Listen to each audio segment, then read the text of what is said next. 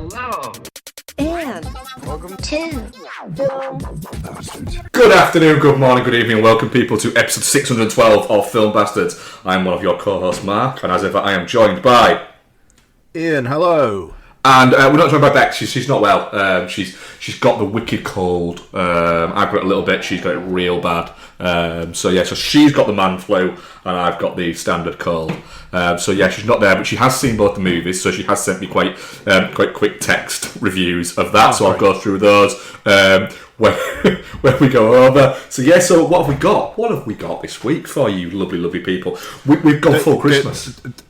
With like the most what we watched ever from the two of us. I think it could be, yeah. We've got a lot. I think it is, mate. I mean, I'm going to speed round a few of them because it's the Christmas ones. But what I'm deciding I'm going to do is I'm going to give little kind of tidbits of why I rewatch these particular films every year. To just kind of like, so it's not just like, oh, I watch this, but I watch it every year, blah. But also, we have Anaconda, the sequel to Anaconda, which, yeah, it is. I don't know, it's an expansion of the world. It's a sequel to the making of the first film. Yeah, we'll get into it. It's a fun premise. They've left it so open to do so many fun things with another one going forward. Oh, for sure. Yeah, like I will get into it, but it would be amazing if they did make another one and decided to that within the film cast Jack Black and Paul Rudd. And J-Lo and Ice Cube. Yeah, like just have them all in it. We'll get into it. Having two Paul Rudds in the film. Oh shit! Oh, okay. Sorry, I see what you mean now. Oh. As Jack Black directing Jack Black. Oh no! Oh, okay, that's good.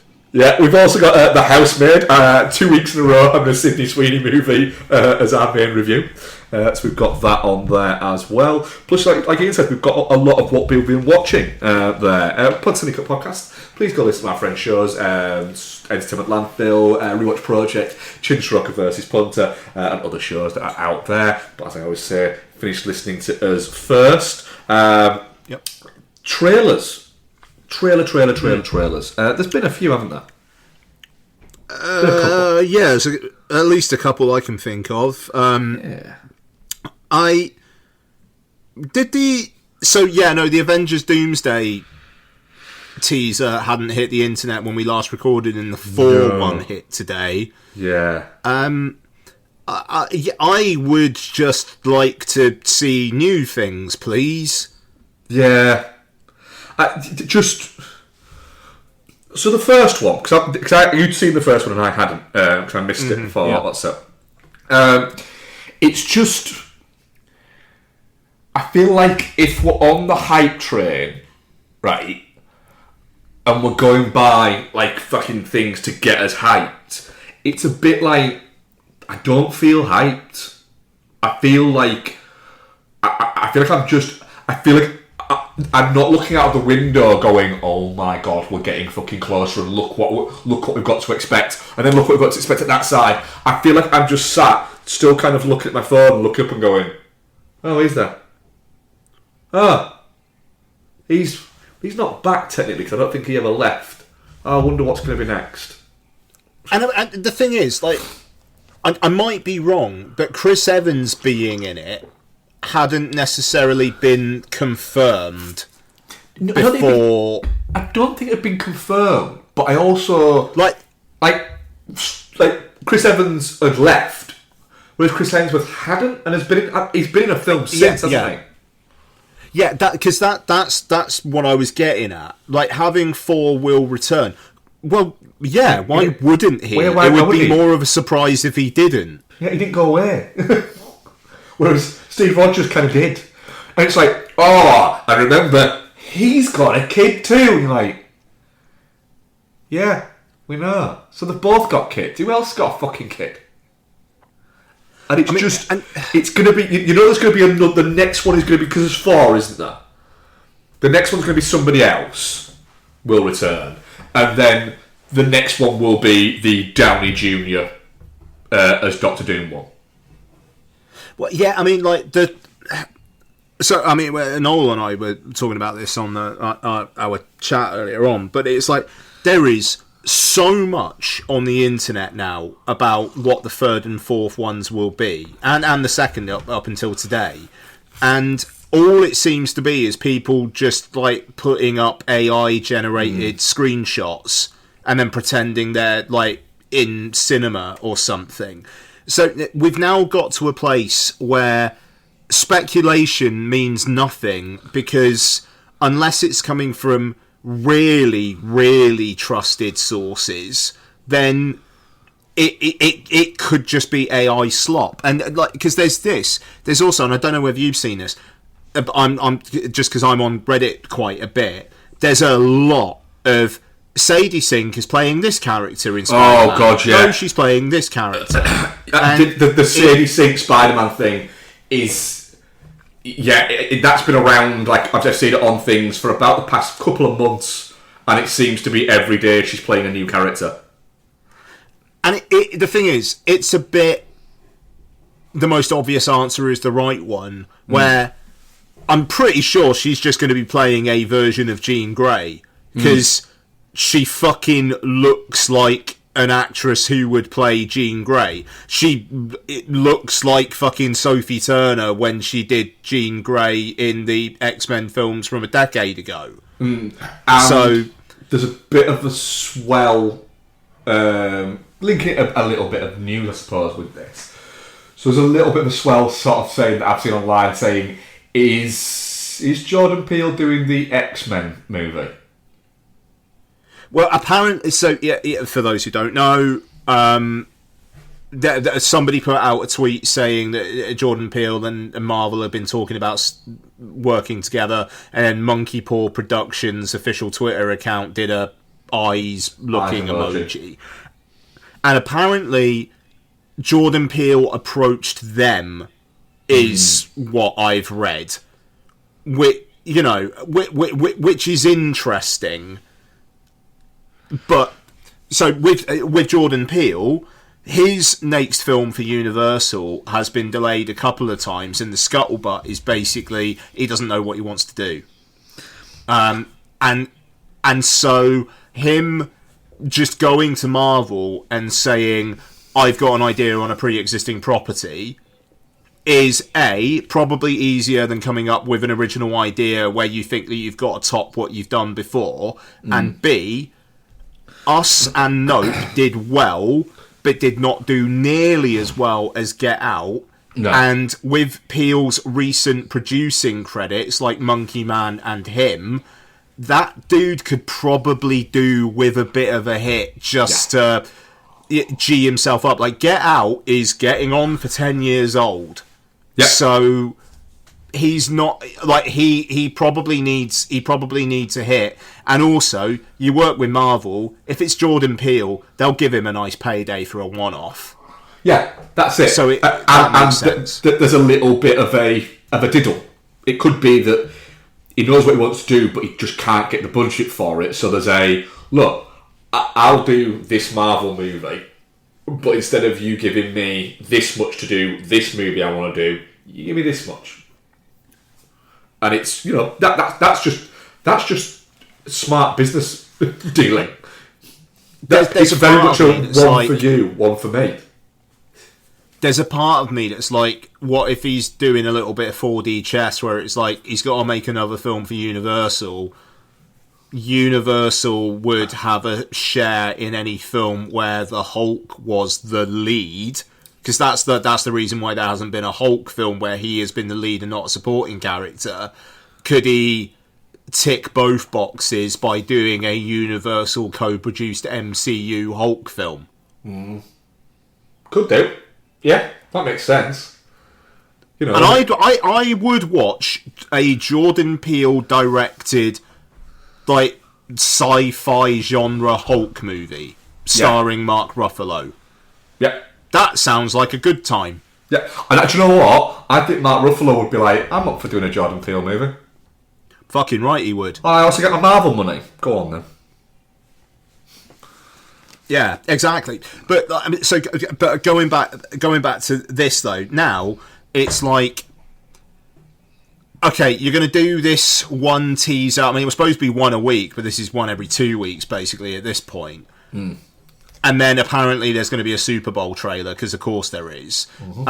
But it's you got to do something to actually capture people. Like I said when we talked about the Captain America one last week. No reaction in my audience whatsoever before it. There fucking was with the Odyssey prologue. Oh yeah. So it wasn't that people were just being quiet. So yeah, did you see the Odyssey prologue in the end? Didn't in the end. No. Okay. I basically just couldn't line up the minutes. So I thought I'll wait for it to see if it'll drop online. Okay. No, fair enough. But look, anyway, Avengers. Let's have more, please. The speculation is the next one is X-Men, and it's Magneto doing a fucking speech. Because we need to see Magneto and Professor X die on screen again. Of course. Just, I don't know. Just it's starting to feel a little bit like. A bit tired, a bit like is this all you've got? Like, yeah, I said it's like you've released a few new albums and then you've come back and you're just opening up with everything that was on Joshua Tree. I said it when Deadpool and Wolverine came out. Like the sheer Easter eggy fan fiction-y aspect of that was going to teach them the wrong lessons, and here we are. Hopefully the film isn't just that and it is literally just a film, but I don't trust them at this right now. And I mean it's interesting how there's been like fuck all Doctor Doom, and obviously with the Fantastic Four kind of mid-credits thing, you didn't even see his face. And then the one after this is going to be Secret Wars, apparently, which is a whole different fucking thing. So it's like, what is this? Is this just going to be one film that is a Robert Downey Jr. Doctor Doom, and there's no real setup before, and it's just going to be like 3 hours and we're done? Yeah, but I just can't see. I can't see because I genuinely think that Downey Jr. has gone.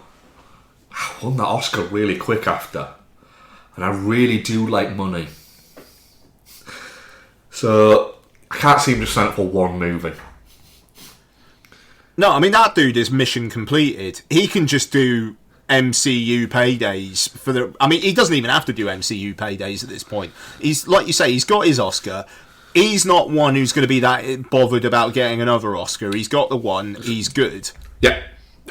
Which, not a criticism. I mean, fuck it. I mean, some of... we're going slightly off tangent here. We will get back onto it. It is a criticism to me. He's a fucking coward. But you go ahead. So I noticed something today. Not today. The other day, with regards to somebody mentioned about Gwyneth Paltrow's return to acting, and I was like, she's barely fucking been away. What you on about? I then looked into it. Right. If you take away... The last time she was in a film, if you take away the Avengers movies, right, in the past 15 years, she's done 3 movies. And you say Avengers, not MCU films, because then I'd say the first Spider-Man's the first one. MCU films, MCU, sorry, yeah, right. MCU films. So she did Contagion. In how many years? 15? In 15. Contagion, right, yeah, Thanks for Sharing, and Mordecai. Yeah. She has voiced a few things, like documentaries and bits like that, but Mordecai, 10 years ago, up until Mighty Supreme, was her last acting credit that wasn't a Marvel movie. It's mad, isn't it? Because it's you've got actors who keep on doing it like because they love acting. They just keep on going. Like, you know, Pacino and De Niro and whatnot. Obviously, they got bills to pay, but also they just seem to like doing it because they're in their fucking 80s, and why would they be doing it otherwise? And then I think of like how actors, so many actors live paycheck to paycheck, and then you've got Gwyneth Paltrow, who can have the career she's had and just be like, nah, mate, I'm fine. Yeah. You know, it's like, Goop can't make that much money. No. Surely. But, I mean, she comes from a rich family. There's that element. It doesn't matter if it's the whole, is this a job or is it a hobby thing? Yes. That is there. That's exactly it. And it almost feels like with Marty Supreme. I'd love to know what drew her to the role, because I'd swear it was her agent saying, just do this and then you'll be relevant for 3 years. You don't need to do another acting role for another 3 years. Just do this. You're with Timothée Chalamet and you're good. Yeah. It gives you a really good platform for if you want to get back into acting. This gives you the right platform in the right way to drop back into what you want to do. You know, apparently she's very good in it. Apparently, So we'll see next week. I did get the Odyssey trailer though, obviously. So I've seen that now. Yes. Which is less like propulsive than the prologue, I will say. And it's very much a teaser, this, isn't it? Yeah. I mean, the fun thing, it don't wrong, it looks fantastic. The fact that you can look at it and go, oh god, like that, all of this is physically there. It is wild. I mean, obviously the mythological bits are not going to be. I mean, some of the fallout from it of people going, oh, but that helmet's not historically accurate. It's like, it's not a real story, you knobhead. Has been quite amusing. I saw a great one of somebody going, oh, this is just taking it too far now. I can get, that the helmets don't have to be accurate because, it's based on, a Greek myth and all this stuff. I'm fine with that. But Anne Hathaway was born in 1982. This is bullshit. And it's just that, right, that's the perfect way to cut through all this. Well done, whoever did that. I mean, it looks fantastic. It looks big. It looks epic, and it's mad that you kind of look at it and go, people are talking about this. People are gonna go and see this. Whereas, in a similar way to like Gladiator, when that came out, people were talking about it and people were gonna go and see it. Whereas Gladiator 2 was another movie that was out that month. There was no... Yep. There was no build-up. There was no... It just happened. It just got released. There was no fucking... that there's going to be some...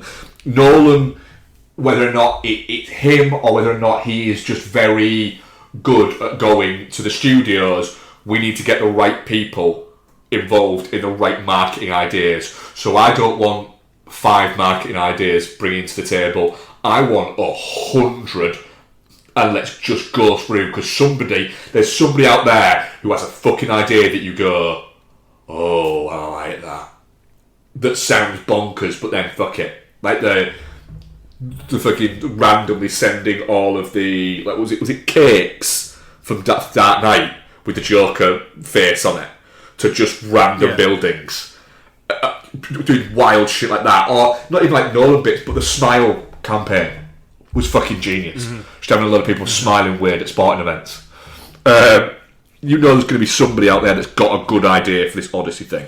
And Universal have got a really, really good marketing team as well. Yeah, like they're really on it. So yeah, it's going to be interesting to see how the Odyssey does, because it feels like an easier sell than Oppenheimer. Yeah, it's wild, isn't it? It's I've already got like all the guys at work because we're all kind of into films, and they go to a lot of them go to the cinema quite a lot. They chat about films. Are all going, I can't wait for it to come out.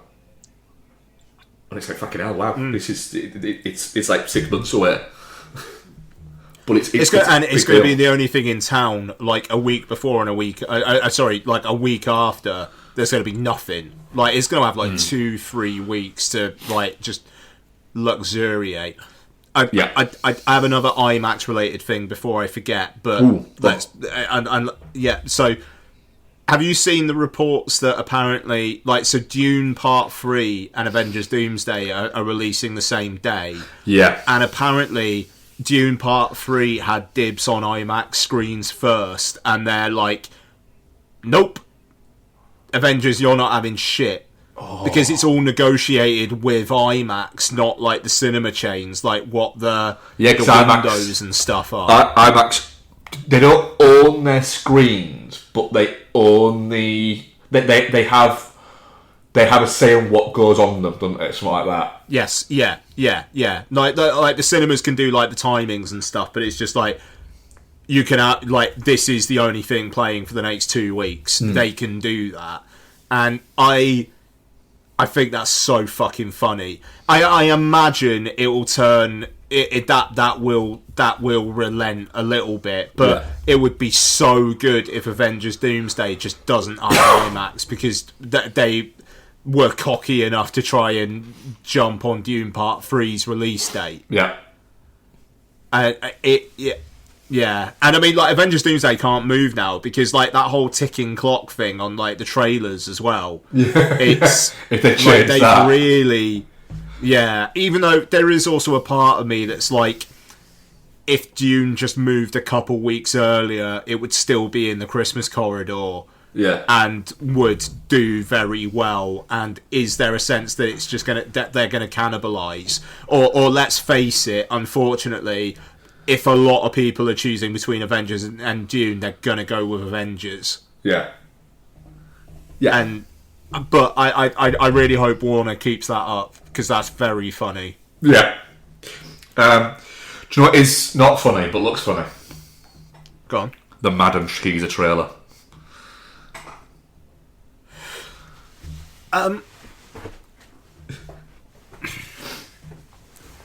But it has to be like, it has to be a comedy drama, doesn't it? It has to be. Surely. It's gotta be. You'd love to think, wouldn't you? What is? I mean, Cage is as I said to you previously, it looks like an SNL skit. It does, yeah. Yeah, it really does. Like Nicolas Cage as John Madden, just like, I don't know, like shoving a pepper grinder into a fucking a U-bend, and just like, let's see if this smushes in. No, not really, because the pepper grinder can't bend round the U-bend. That analogy's somewhat broke, but it just... I get it that they're almost going, look, I know he looks ridiculous, but he does look like Madden. And it's like, but I don't... When you have somebody who's wearing a lot of prosthetics to make them look like something, they end up looking... It never ends well. It just never ends well. And this just feels a little bit... It's going to have to be really good to get you over the visual look of it. It's also further evidence in the Hollywood not caring who they work with, like on a personal level thing that I was kind of talking about with Megadoc last week. Like, so many people online are like, David O. Russell's a terrible person, and here are all these famous people working with him. Yeah.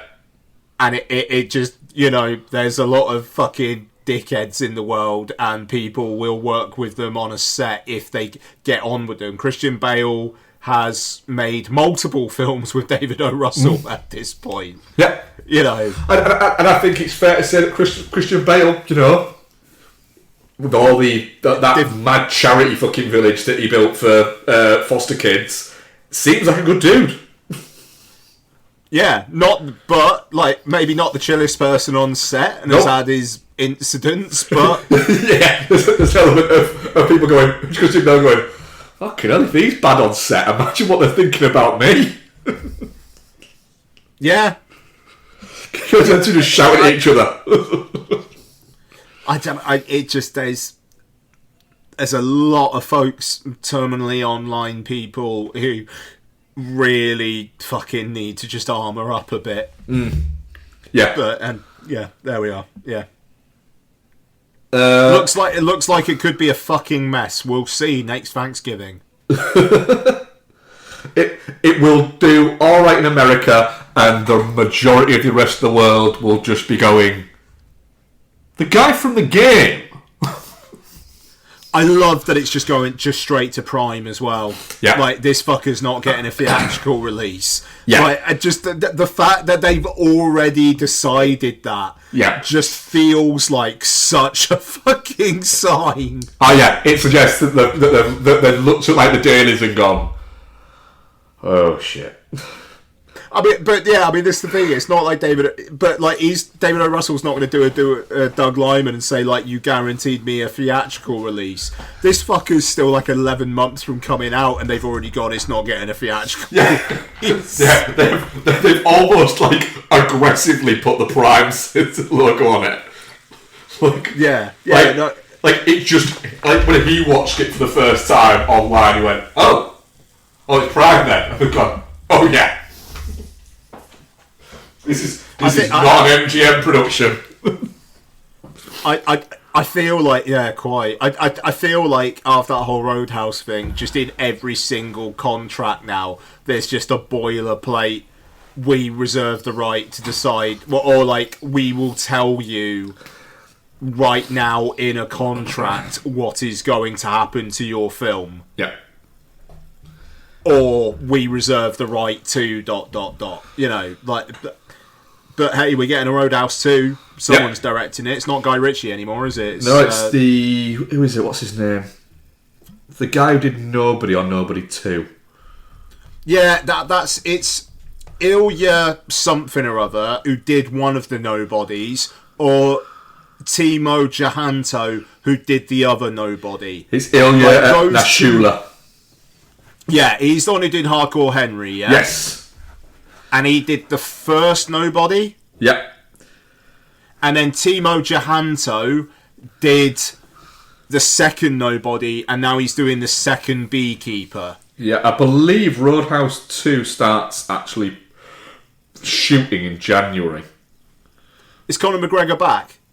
No, I think Jake Gyllenhaal decided, maybe I won't invite this prick back. But... Dave Bautista's coming on board. Good. And Aldous Hodge has been cast as well. If they've got any sense, they'll give that a theatrical, given how well it did on Prime. It's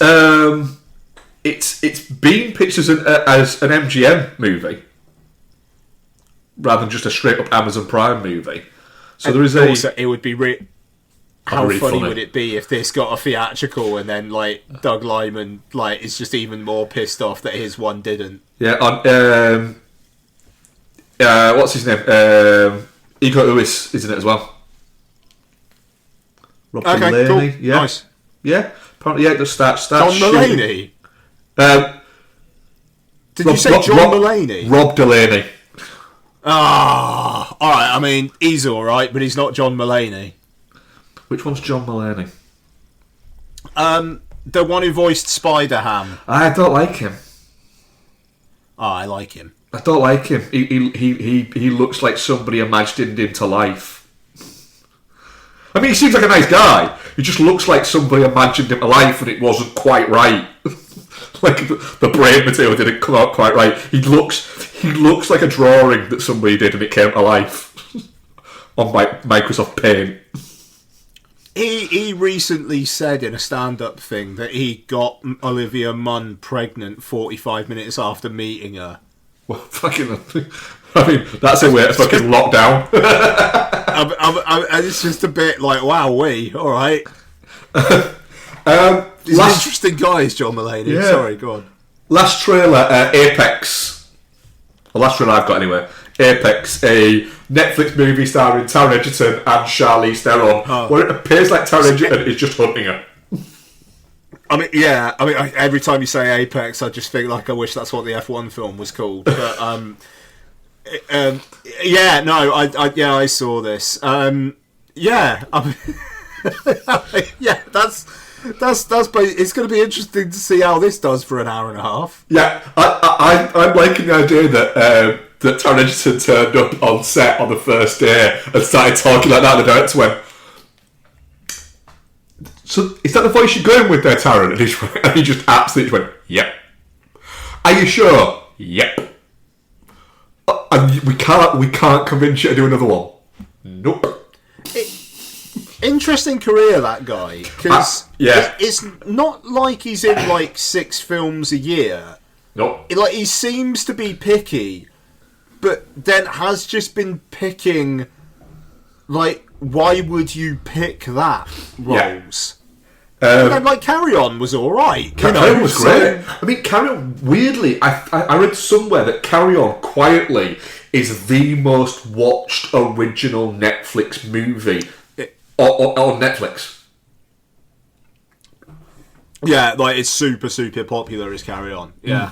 I'll talk about Taron Egerton later on actually, because he's in one of my what I've been watching. Okay, but no, I mean, look, this looks perfectly like a film I'd watch on Netflix. Yeah, it's got Tuesday Night written all over it. It's got We Will Also Cover Apex written all over it. Yeah. Right, let's review a fucking movie. Let's do that. Let's review Anaconda. So it's written and directed by Tom Gormican, and it stars Paul Rudd, Jack Black, Steve Zahn, Thandie Newton, and other people are also in it. We are going to do some spoilering because there's like a few cameo spoilers in there, but we always spoil things anyway. What does IMDb say? A group of friends are going through a midlife crisis and they decide to remake a favourite movie from their youth but encounter unexpected events when they enter the jungle. They do. They basically... Paul Rudd is the character Griff, and he plays a struggling actor. Jack Black it plays a character called Doug, who is a filmmaker, but the films he makes are wedding films. And Griff decides to fib a little bit that he has the rights to the Anaconda franchise and convinces them to go into the Amazon to film a low-budget sequel to Anaconda. Ian, I know we don't do questions anymore on this for open reviews, but I am going to throw it out there, right? Yeah. How was the audience reaction to the Jack Black waking up with the pig on his what is it, and then running with it? Because genuinely, I have not had an audience laugh collectively that much, that hard in a long time. It was a wonderful thing. An awful lot, but not as much as the hard cut to Paul. Was it Paul Rudd doing the seat while Steve Zahn sat on him pissing on Jack Black? Yeah. Or was it? That was the other way around. That got a very, very big laugh. Right. Yeah. Look. Everything I've read about Anaconda has been pretty fucking sniffy about it. Also coming from people who are also decrying the fact that comedy on the big screen doesn't seem to be a thing anymore. So what exactly do you want? It's not perfect. It's pretty shambolic. The Danielle Melchior character is pretty much a disaster. Yeah. It felt like they did not know what they were doing with her and then just decided that she was a bad guy. Yeah. Really, that was borderline incoherent. Or it was like they realised, oh shit, we don't have her for 4 weeks. We've only got her for 3, so we need to write her out. Yeah. Like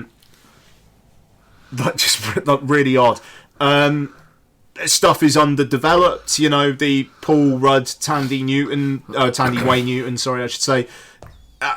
Romantic subplot thing was basically non-existent, and then at the end they're married. Okay, sure, but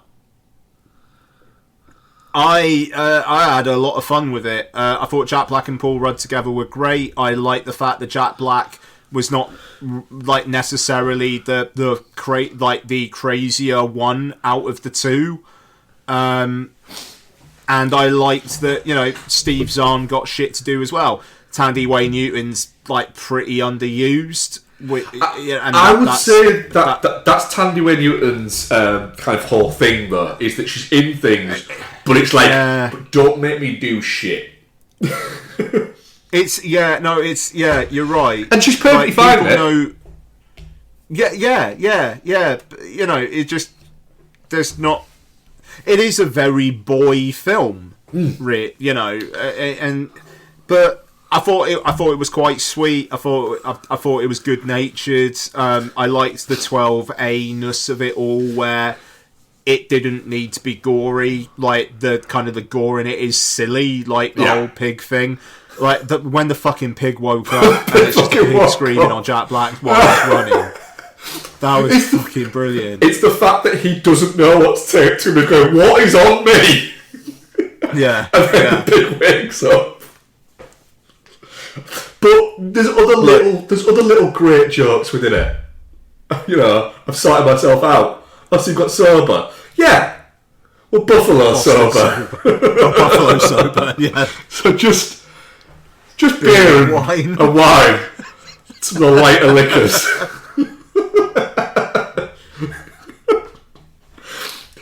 I mean, Steve Zahn is wonderful at two things in films. Like I think he's top tier at doing two things in films. One is playing slightly like off kilter dads. He's very good at.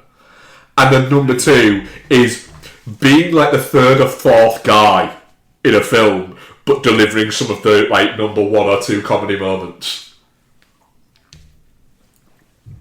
Yeah, no, you know, absolutely. He will just, right, that sounds like a fun gang to be with, and you're going to pay me $1 million? Yeah, all right, I'll do this. Yeah. Yeah. Why not? But yeah, look, I had a lot of fun with it. It's, don't get me wrong, not perfect, but laughed an awful lot. And in the cinema, at the moment, you're not getting a lot of that, so take the fucking win. But I enjoyed it. Yeah, I'm the same. It's better than I thought it was going to be, to be honest. Yeah, I agreed. Yeah. And I think the way that I think it's better than I thought it was going to be is like say it's sweeter than I thought it was going to be. It's a lot more 12A, and I like that about it. I think that works in its favour because it doesn't have to be mean. It's very silly. And silliness, you know, silly comedies should exist. Comedy should be silly.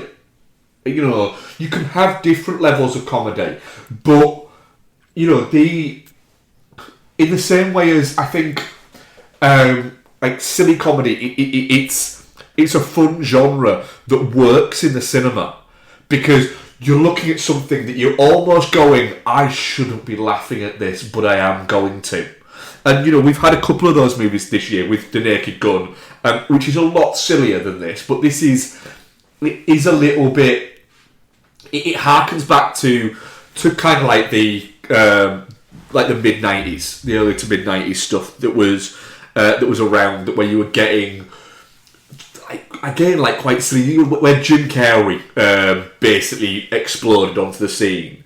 You know, that was the sort of thing that you were getting, where you were getting just guys being a little bit stupid and like I say running around with fucking pigs taped to them. There's that element to it, but I just had a really fun time with it in terms of it's very silly, but the story the key story, like you say, there's the Dan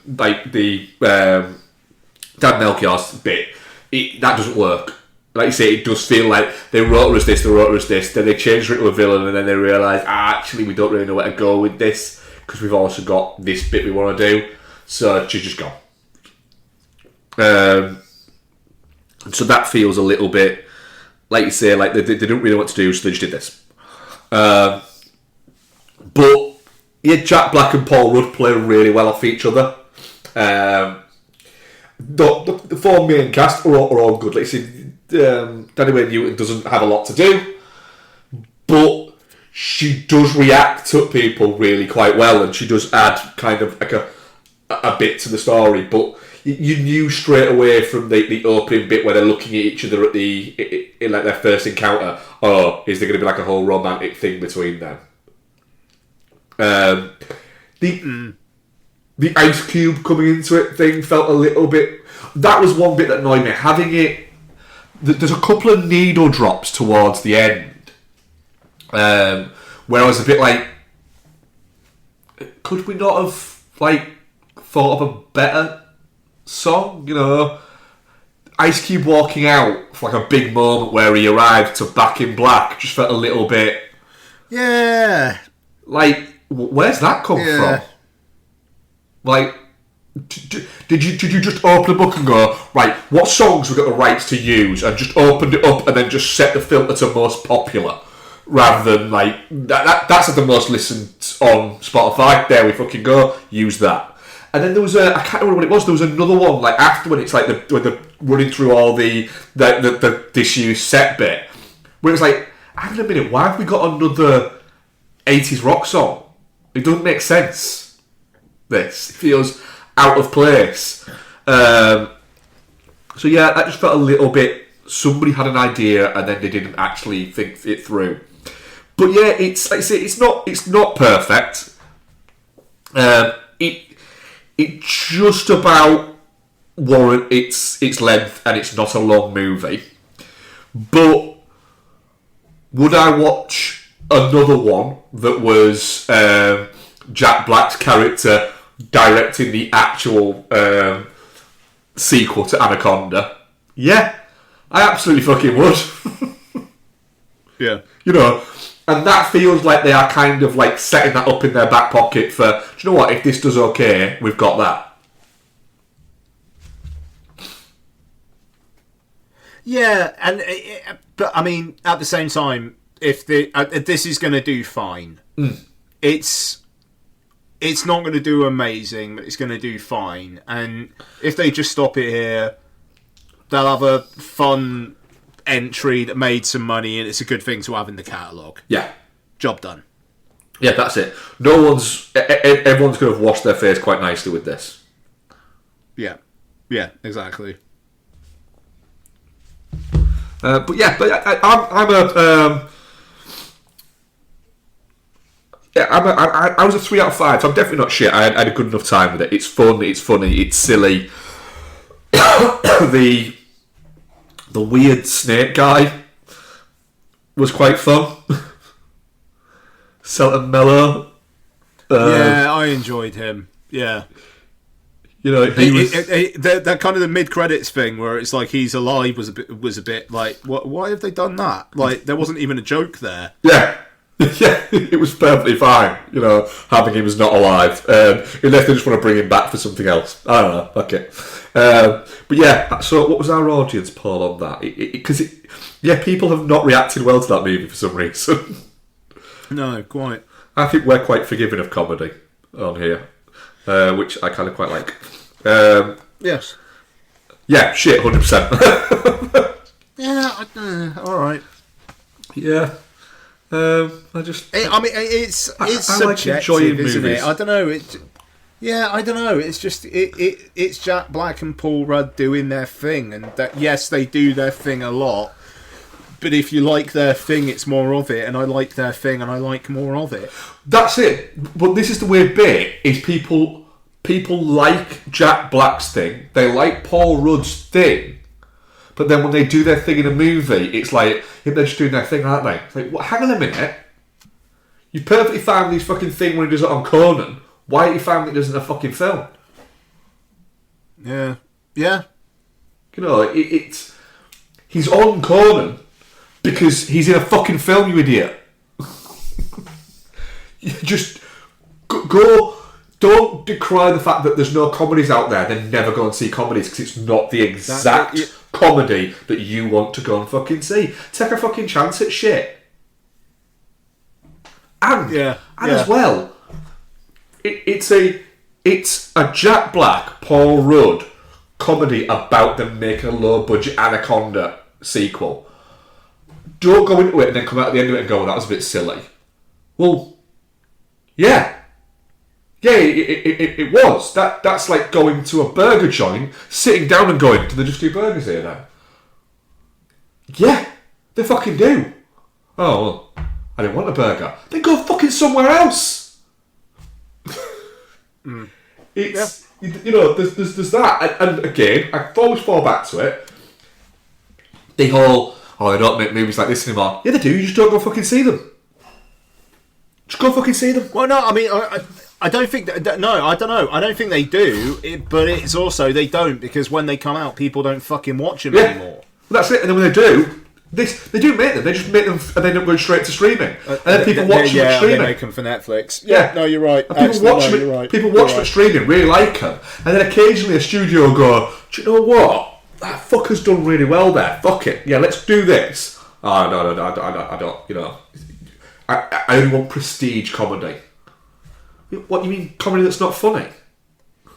So, well, no, I mean, the Tim Robinson, Paul Rudd one, Friendship, that barely came out and made fuck all. I haven't seen Friendship yet, and I will before end of year. I'm not saying that means it was bad or anything, but it's also Tim Robinson is a sense of humour that a lot of people don't have. Yeah, he's niche. Like, Donna did not get on with any of I Think You Should Leave that she watched. I got on with all of it. And Donna is the majority.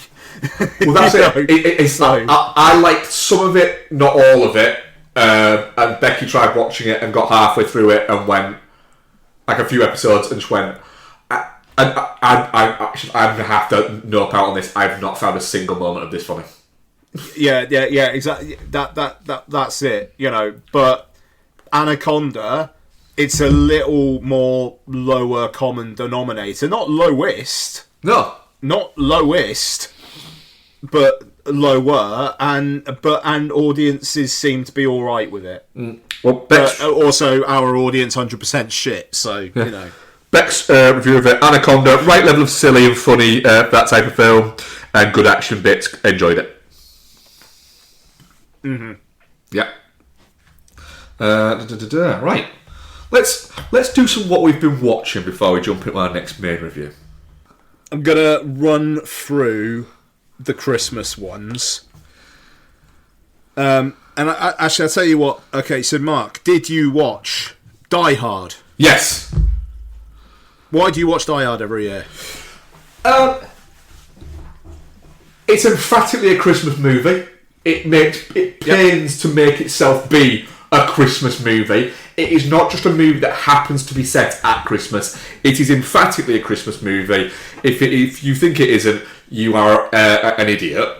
It has a Christmas soundtrack. There are Christmas songs literally built into the score. It is a Christmas movie. Move on.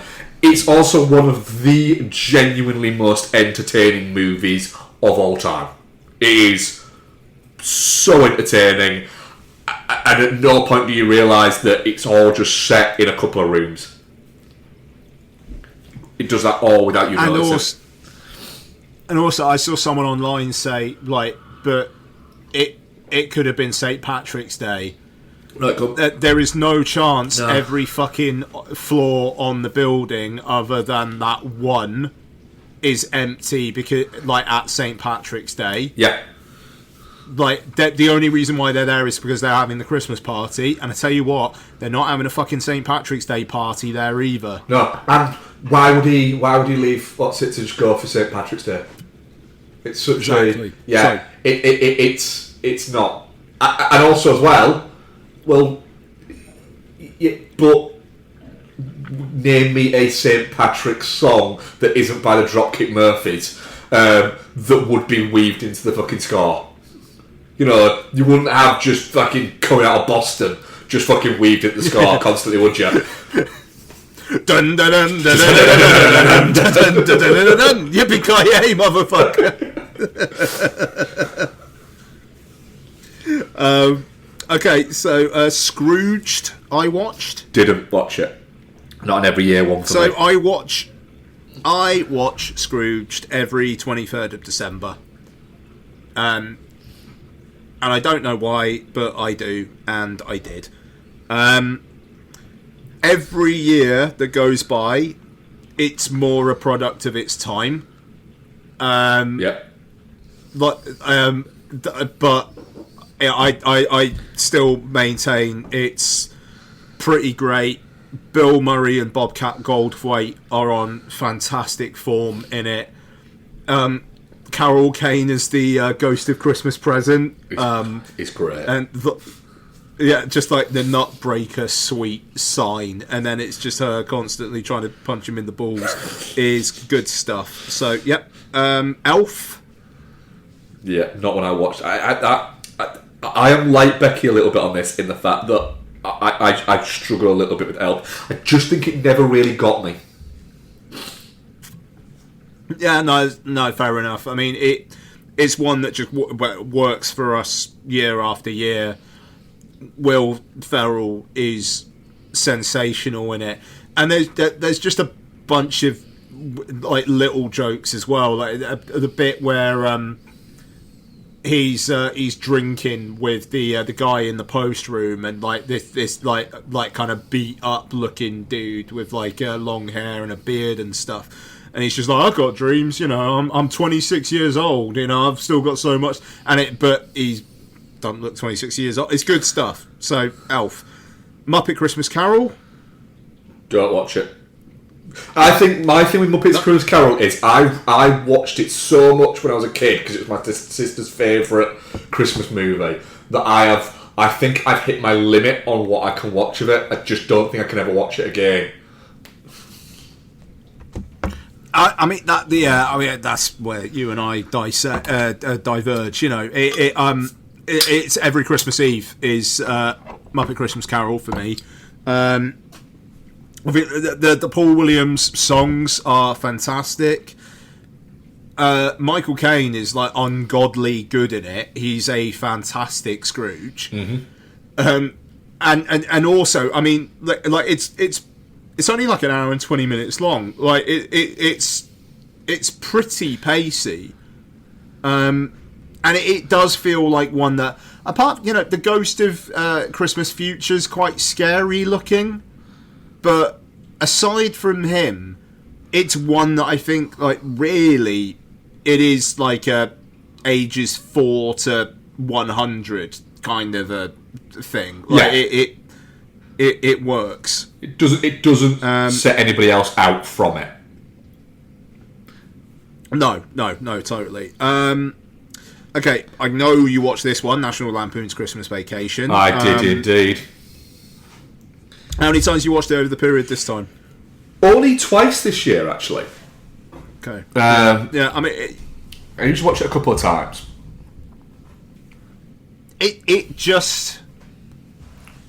It's the best vacation film. Oh, without question, yeah. Do you know what, though? I haven't seen Vegas Vacation, and I've heard that's underrated. Vegas Vacation is underrated. And like I believe it's better than European Vacation, so I need to get to Vegas Vacation at some point.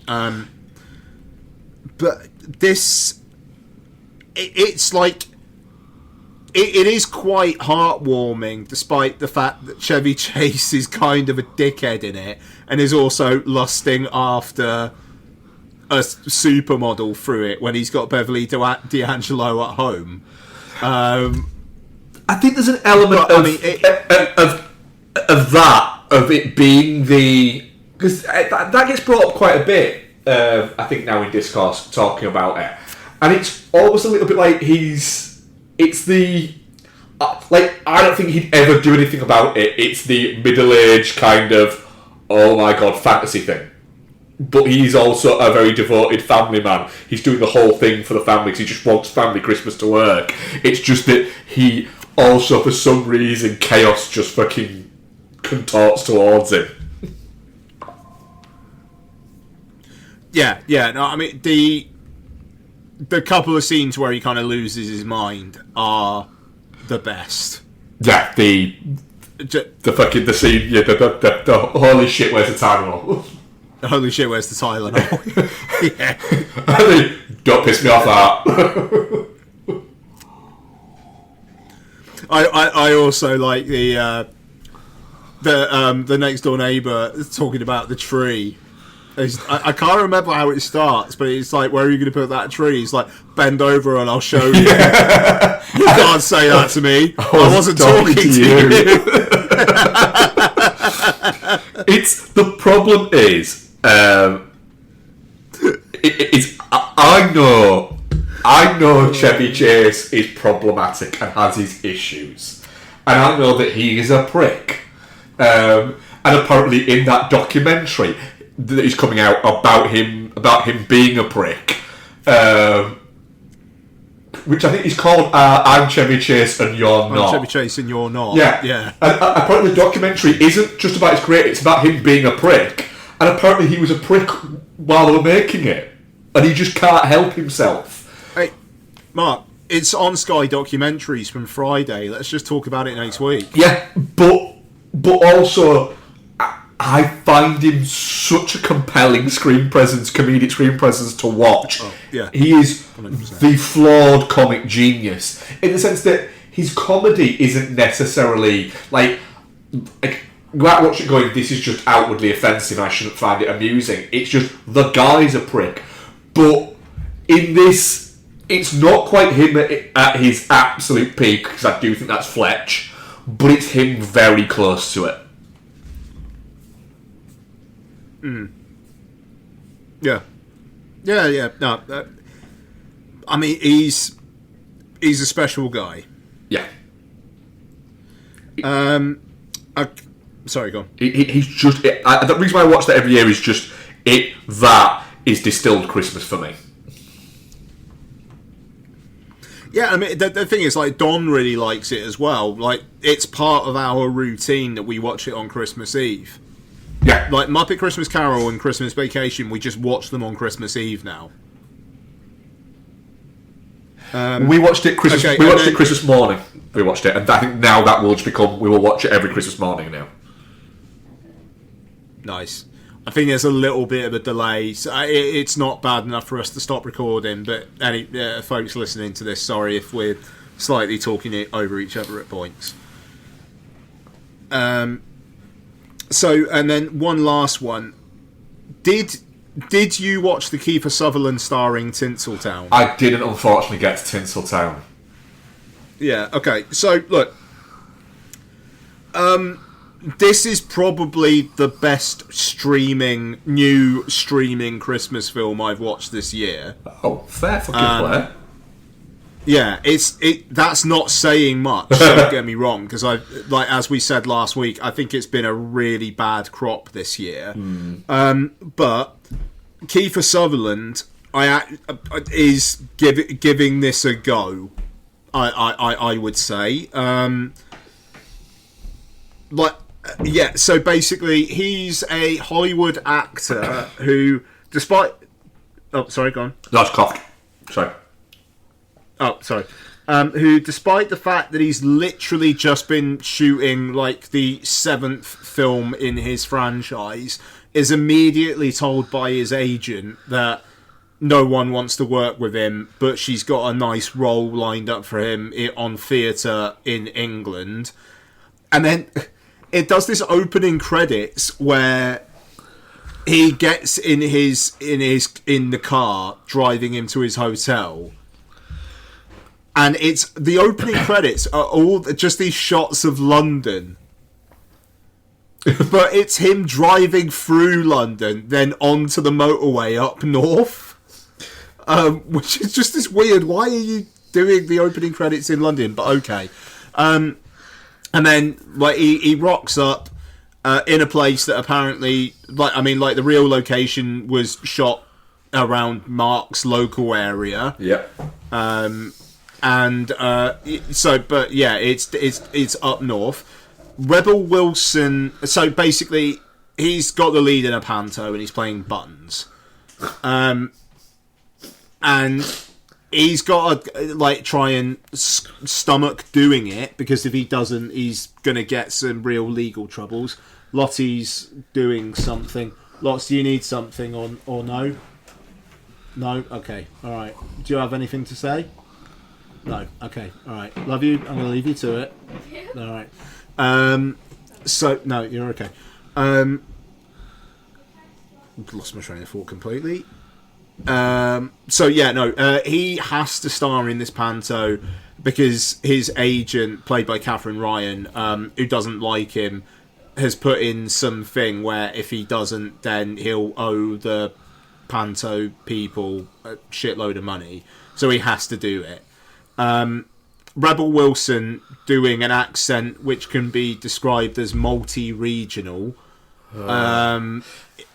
It plays the director of the panto, and they have a thing. And he's also got a daughter who was raised in England, so he's trying to reconnect with her as well. Danny Dyer plays Rebel Wilson's ex, who they share a daughter, and he's a little bit shifty. Of course he is, because he's Danny Dyer. And like I say, Kiefer Sutherland is giving it a go. He's not... It's not Eddie Murphy in Candy Cane Lane, where in that one scene of that, I'd swear to God they CGI'd his eyes open. That's not this. It's got some decent enough laughs in it. It goes exactly the way that you think it's going to go, but Christmas movies do.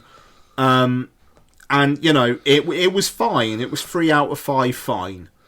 And I think a lot of that's actually due to Kiefer Sutherland. So fair fucking play to the dude, because we were talking earlier on about Gwyneth Paltrow doing 3 roles in the last 10 years apart from MCU stuff because of Goop.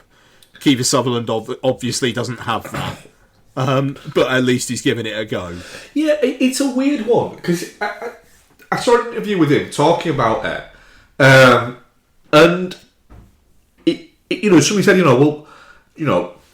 why are you doing this sort of straight to streaming?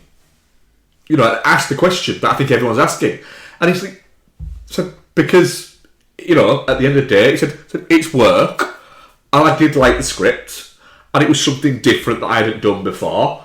He said, I love being. I love being in England. I spend a lot of my time in England. He said, but the truth is, I did 24, and it was really successful. He said, but nobody's offering me stuff after it. And it's like, yeah. And genuinely said, I was surprised about that. I thought 24, it's been really successful. It's run for all these bits. It's ending. Now I can get back onto the big screen and do all these movies. Nothing. He said, He said, I wanted to do the movie. I don't just turn up for a paycheck. He said, but this is what I'm getting offered, and I enjoy working. That's why I did the movie. I just thought, do you know what? That's a really honest way to not be shitty about the movie, but also be a little bit like, look, this is the reason why. It's my job, but this is the job I'm getting. And the thing is, this is no more embarrassing than Adrian Brody, what was that fucking one that Adrian Brody just went to the East to do, and was with, it was him and someone else, a fucking Cusack. It was him and Cusack. Cusack does a lot of those. Exactly. Or even fucking Matt Damon and Pedro Pascal doing The Great Wall. I mean, Zhang Yimou directed that, so that's a hat to hang on, I suppose. But it's no more embarrassing than what Bruce Willis was doing in his later stages. But it was basically because he was trying to build up the pot. Yeah, just catch a lot of bag. It is just one of those, and fair play to Kiefer Sutherland, and I mean, it is a shame that things didn't really do for him after 24, and it is weird because you would think it would have, but look, this not embarrassing. I've got loads, so let's move on from Tinseltown. But it's honestly, it's not that bad. Go. Right. Last Christmas-related one, The Girl with the Dragon Tattoo. Nice. Feel bad movie at Christmas. Fucking bangs. Yeah. It's a great thriller, and I'm really annoyed that we didn't get Fincher doing more of them. Yeah. Really. We got Gone Girl. Yeah. So, okay. The Godfather trilogy. You watched all three of them? Yeah. Feels kind of weird to skim past the Godfather trilogy, but, look, The Godfather, the most watchable, one of the most watchable films ever made. Mm-hmm. The Godfather Part 2, one of the best films ever made, and there is a difference. Yeah. But both have their qualities. But I agree, I do think that 2 is better. 2 is better, but 1 is more enjoyable. Yes. And entertaining for sure. Because like the last half hour of The Godfather Part 2 is the dark opposite of the last half hour of The Godfather, where even though the last half hour of The Godfather is a lot of people being killed, it is kind of like retribution for all these dickheads who fucked over the Corleones getting done, but then also one of the best last scenes in any film ever, and that shot of Diane Keaton's face and the door closing on her is, for me, the best last shot I've ever seen. It is incredible. It is amazing. But then Part 2, the last half hour, this kind of like wintry, just Michael just descending into hell, basically, thing. It's so compelling, but also really, really fucking sad. Yeah, it's him becoming everything that in like the opening bit of number 1, where he basically is like, I'm not my family, this is not me, and then it becomes he basically by the end of number 2 he is like he is the exact thing that he was saying he wasn't. He has absolutely become. He's descended even darker than his father did, and worse. Yeah, yeah. No, I mean that because that's the thing. I mean, like the whole De Niro section is he really only metes out the fucking violence when he has to, and you don't see a moment of Pacino in Part 2. Refuse, like the bit where he gets fired from his job, and then the guy comes up to Vito with all the stuff, and he's like, take it, and Vito's like, no, I can't. There's none of that. There's none of that grace. Like it's gone. And then so I'm not going to call it The Godfather Part 3 because I watched Coda, The Death of Michael Corleone, which Francis Ford Coppola likes his revision, but I think the fact that version is called that actually helps with how smooth it goes down. Yeah, where it's not part of 3. It is this extended farewell, not farewell to Michael Corleone, because it's goodbye. Well, not even good. He's not a good dude, and when he, so it is a different film. Obviously, there's production reasons for that. also like why Coppola like made it in the first place. You know, there's an awful lot of that, and but there are like real pleasures to be had in it. Like Andy Garcia is ace. You almost buy his ascent to being the Don, despite the fact that the film really fucking rushes that, like brutally rushes that. The last half hour is quite strung out, but it's I love how just, I know writers who use metaphors and they're all cowards. It is with the opera stuff. Yeah, I mean, Sofia Coppola, not great. The Gnocchi scene is, what were you thinking, Coppola? Yeah. Like, oh, Jesus. But as a coda and not part 3, I'm more comfortable with it. And also, Anthony LaPaglia, such a great scuzzy Mexican non-union equivalent version of a Don to be a bad guy for that first like 90 minutes or so. Yeah, and the way that Andy Garcia takes him down is just like Zaza. It's pretty satisfying. Yeah, man. Yeah, good. Yeah, there's good bits in it. It's just not that good. No, yeah. I think it's a decent film. Like on its own merits, I think it's all right. But you know, it's next to The Godfather and The Godfather Part 2, for fuck's sake. You know, yeah. I mean, like, talk about crippling yourself. I also don't think it helps because it is next to those. So I think that kind of doesn't help. But I also think it doesn't help the fact that it came out the same year as Goodfellas as well. Yeah, which is the next generation. Yeah, you know, like kind of like moving it along. But you watch The Godfather and The Godfather Part 2, and it is just a bit. They're never gonna get to this again. No. They've stood the test of time. It is as good as filmmaking can get. Yeah, I mean, yeah, it is. It's 50 years old, and you'll never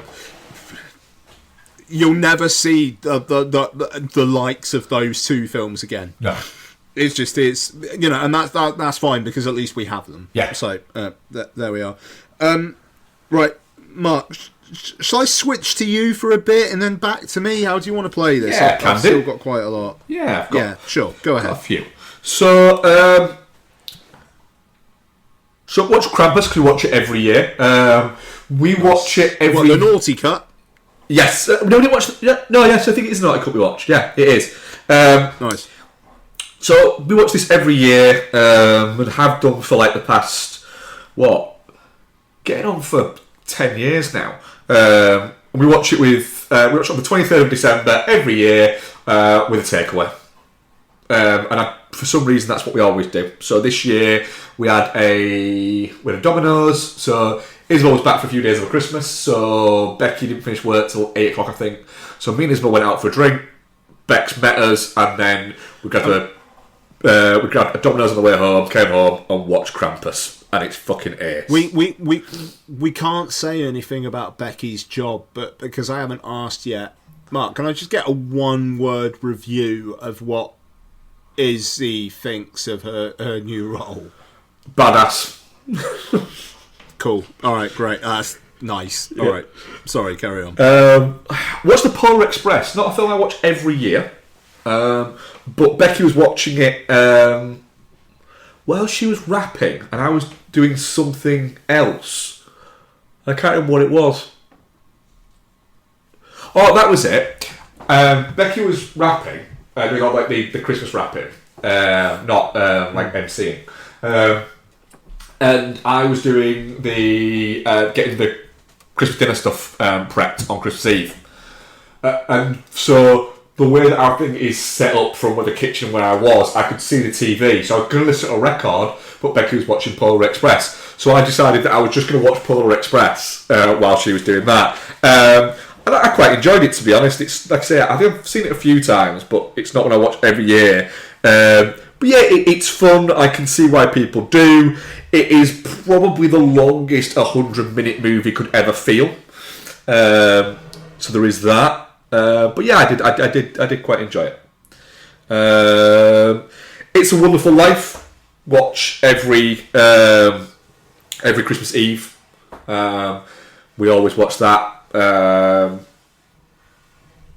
Because it's one of Becky's favourite films. It's up there in her top 5, I believe. So we watch it every Christmas Eve, and then Becky and Isabel go to bed, and I wrap Becky's presents because I will leave it to the absolute last minute because I fucking hate wrapping presents. So I always wrap Becky's presents after we've watched It's a Wonderful Life, and they've both gone to bed. I wrap Becky's presents, and I at the same time will always watch the night before the Tom and Jerry film, and I watch that while wrapping presents. It's Wonderful Life is great, and it's one of those films where it is just incredibly watchable, and it's weird the fact that it didn't do very well at the time, and then it didn't find its kind of audience until cable came along, and then it was shown that much on cable that it just became kind of like the ubiquitous Christmas movie for people, and it almost like it weirdly became like Christmas movies are a thing now, but they weren't as much at that point. It's a fairly second half of cinema that Christmas movies have become like a thing, and there's a possibility that outright Christmas movies that It's a Wonderful Life was the first one. You know, I mean, you could actually draw that back on the first one that gained popularity for it being a Christmas movie. What else have I got? I've got a couple more Christmas ones, and I've got a couple of not Christmas ones actually. So rewatched Jingle All the Way. I've seen a lot this year of people starting to come around to Jingle All the Way and going, oh, it was quite misunderstood, and it was all about consumerism and how Christmas has just become all about these things. And I'm a little bit like, fuck off. I've been saying that for a decade or longer, probably. I think I've watched this every Christmas for about the past 15 years, probably. I love Jingle All the Way. It's fucking fun. People need to stop being so miserable about it. And then also on Christmas Day, I watched 3 movies on Christmas Day, to be fair. That's because I did all the Christmas prep before it. Watched Home Alone after dinner before we went to my sister's. It's just wonderful. It's Home Alone. It's just a wonderful movie. There's not that much really to say about it other than how. I mean, as I said when I talked about it a few weeks back, how much of it do you think is enhanced by the score? Yeah, I think it is. I think there's a whole. It's the whole package of it. It's the you've got great family film bad guys within that. You've got a great central performance from Macaulay Culkin, who he's the right level of adorable, but also a little bit of a knobhead in it, but not so much that you actively want the bad guys to win. You do feel for him, and then I think it's a movie that could have only happened at the time. It's just wild. Yep. That movie. It's wild to think that movie came out the same year as The Godfather Part 3 and Goodfellas and Home Alone.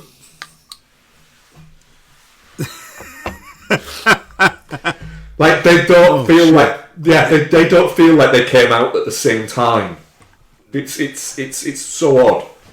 But yeah, they did. It's bonkers. Yeah. Wow. Yeah. Right. I also watched some not Christmas movies, only a couple. So I rewatched 21 Jump Street Nice. All because I saw there's a picture in the rounds of Jonah Hill filming the latest movie he's making at the moment, and he's very skinny, isn't he? He's lost an awful lot of weight, and he's being quite honest about the fact that that he did it because he didn't feel comfortable being as big as he was, and he didn't like it. He didn't like his weight constantly being brought up, and it affected him. So he lost a lot of weight, and it made me in my brain when I saw this article about it. It made me go, my God! In the film and in the trailer, there is literally a line where Channing Tatum's character refers to Jonah Hill's character as not so Slim Shady. And it just made me think, my God, do you think it was that moment that made him go, yeah, I need to, this hurts. And the thing is, that's fine. It's it's us that are wrong. It's that thing of, it's okay to kind of have the fat man fall down thing or poke fun at big guys in the same way as it's perfectly okay to poke fun at it's open season for bald guys. You can just fucking say whatever you want. It doesn't fucking matter. But there's certain other things that you can't pick on people about. It's this weird kind of ground level where you're allowed to say shit and then you're not.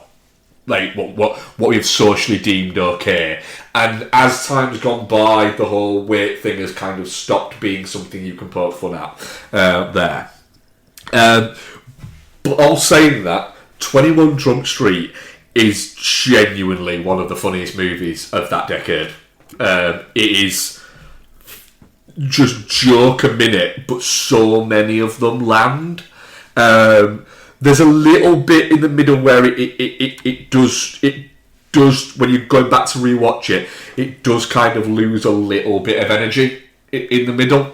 But I would say the first sort of 40 minutes of that movie are relentlessly funny, and still, now when you're watching it, it's still fucking hilarious rewatching it. But yeah, I had a great time rewatching this.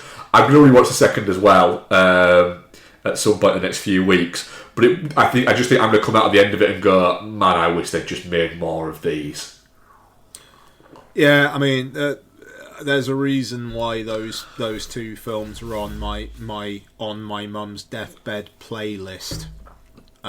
Because they very much took me away. Yeah, they are. They're really watchable. They're really fun, and there's a warmth to them, I think, that's quite nice. Yeah. That's there. I might have talked about this on the podcast before. Do you remember the other? Do you recall the other 3 films that I watched there? Because I was there for a few days. No, what were they? So it was 21 Jump Street. Yeah. 22 Jump Street. Yeah. South Park, Bigger, Longer, and Uncut. Of course, yeah. The John McTiernan and Rollerball. Oh, the Peacemaker. And the Peacemaker. Wow. That's a collection of films. I am an apologist for Rollerball. I really like the John McTiernan Rollerball.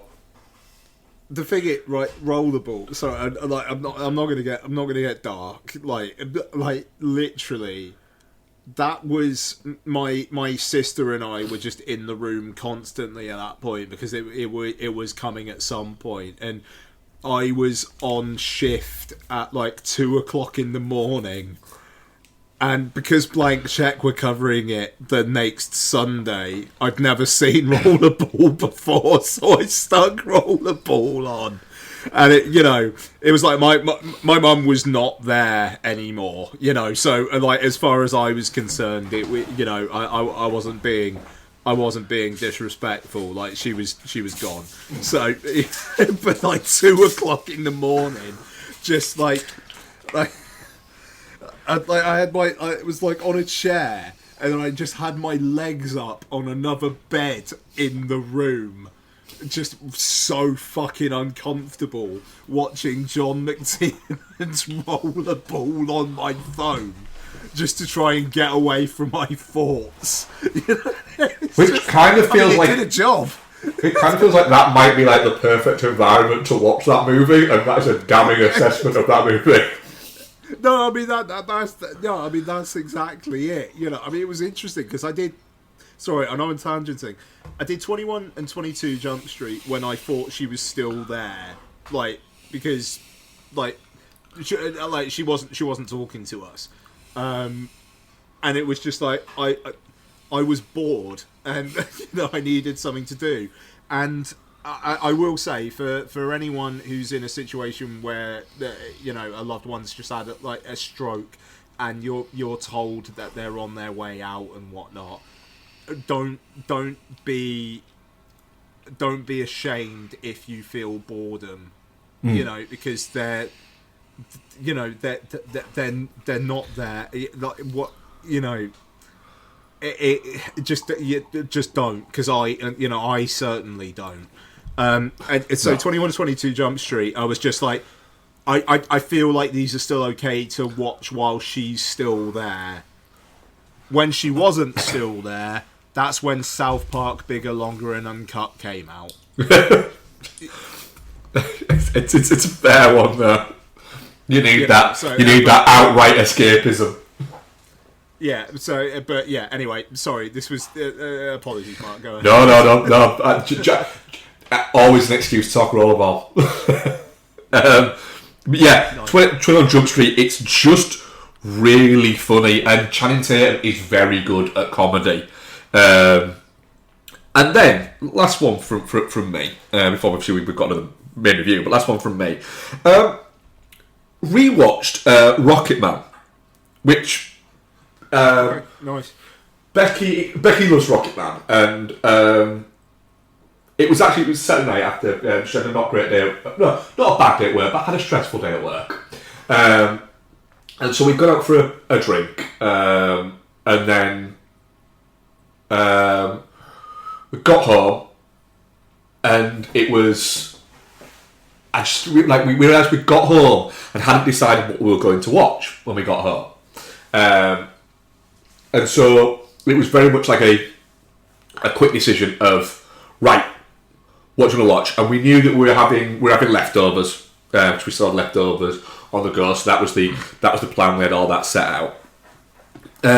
So Becky got in and Beck's like, right, you decide what we're watching, and I'll get the leftovers and like the cheese board and everything like that out and set up. I was like, let's fucking go.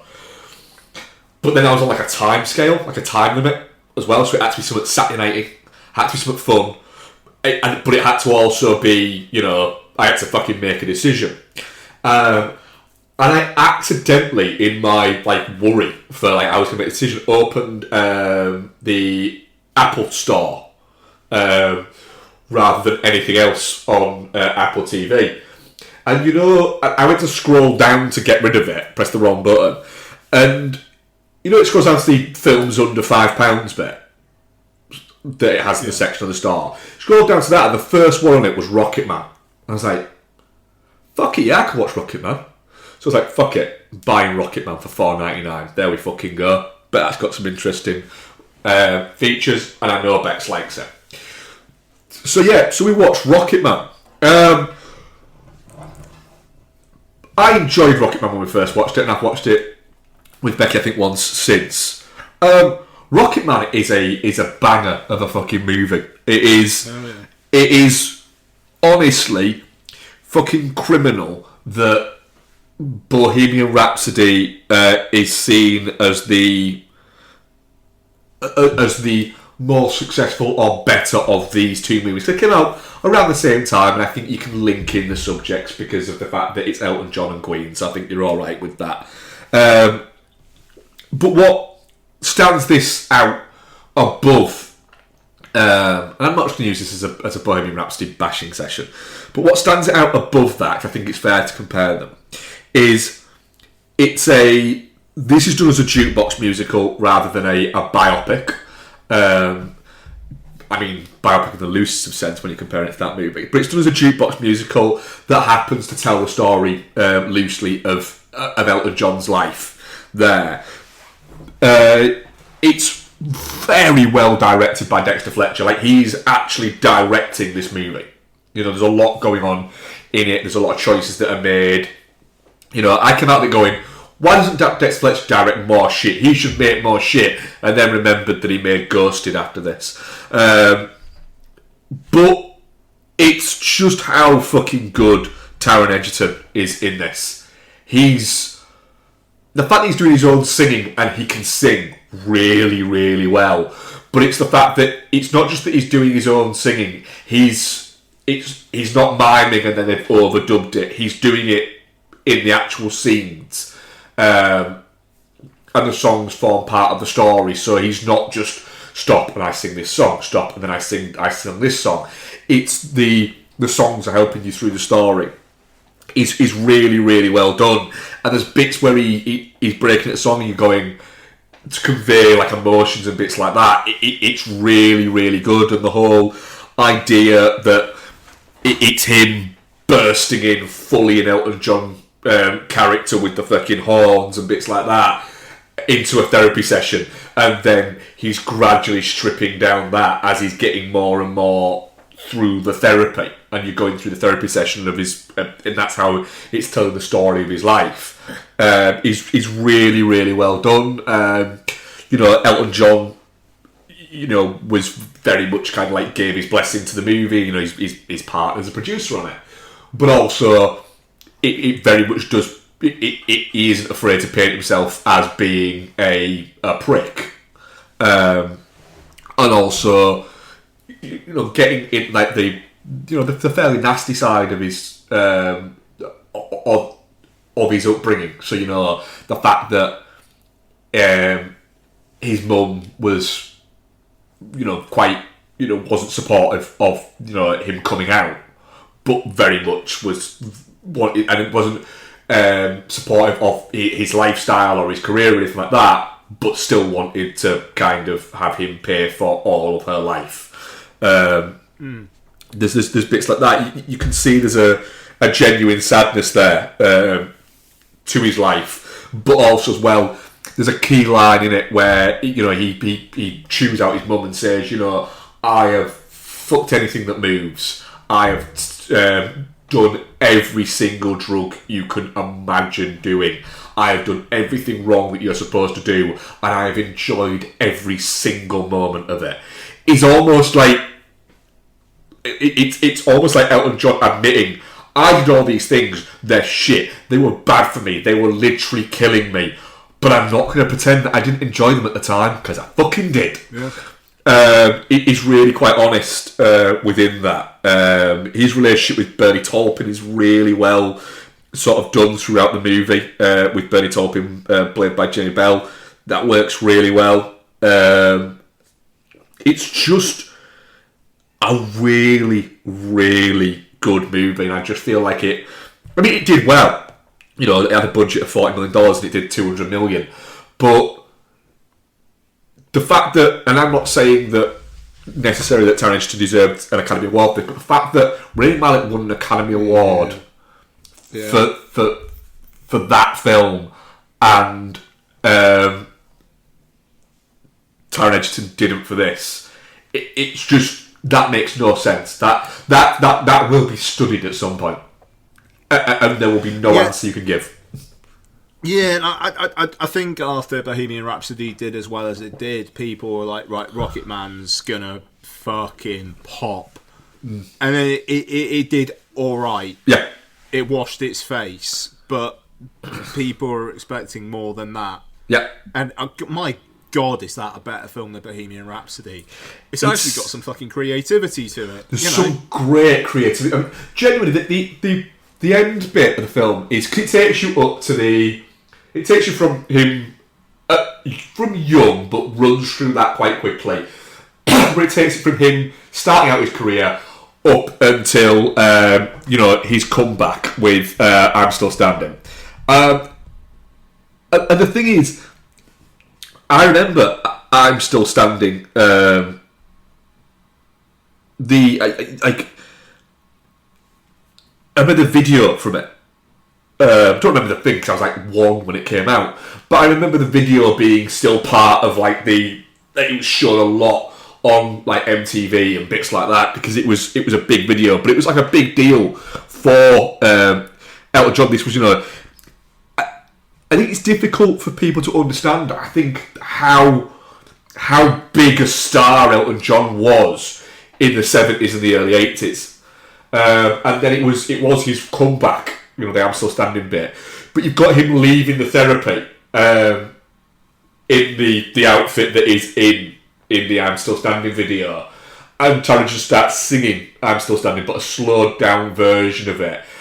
And then he goes out of the doors in the light, and it cuts straight into this is where CGI is done really well. They've imposed him as Elton John into the video, and then it's that, and it's fucking. You get the card saying Elton John has remained sober for 36 years, whatever it is, at the time the movie came out, and it went through everything like that. And it is just a fucking punch the air moment. The fact that it gets in today, he has also raised through the Elton John Foundation over $450 million into AIDS research. And apparently that is now it's teetering towards close to $1 billion, which is incredible, unbelievable. But it's just, Terence Hiddleston's fantastic in it. It is a genuine banger of a film, Rocketman, and I'm looking forward to there's some good iTunes extras on there that I'm going to kind of get into because I think they could be quite interesting. I think there's an interview where it's Terence Hiddleston and Elton John are kind of interviewing each other. That'll be fun. And that'll be good because he's very much. Apparently, they've become quite close friends throughout the movie, and Elton John, I think, was kind of like handpicked him as I want this guy to play me in the movie. Because I think the studio wanted somebody else, and he was I want this guy. So yeah, that's it. That's what I've watched. Okay, so I've got new stuff. Actually, well, I really watched Wake Up Dead Man because Don hadn't seen it yet. This was interesting, actually. I'm still at a 4 out of 5 on Letterboxd, and I think it's the second best film of the 3, but the least Knives Out film of the 3. Yep. I'd agree with I that. said that to Don after, and she was just like, "Yeah, that's perfect." But watching it this time round and knowing what the shenanigans were, I thought the third act actually worked way better. Because what the film is trying to say through the first 2 acts, because you're not spending as much time thinking about the whodunit aspect, I paid more attention to that and what it was trying to build up, which then pays off in the third act. But so it was like, okay, third act better this time round. Actually, I think it really sticks the landing, but made me more annoyed about the supporting cast. Because Don, first thing she said to me was, why was Kerry Washington even in it?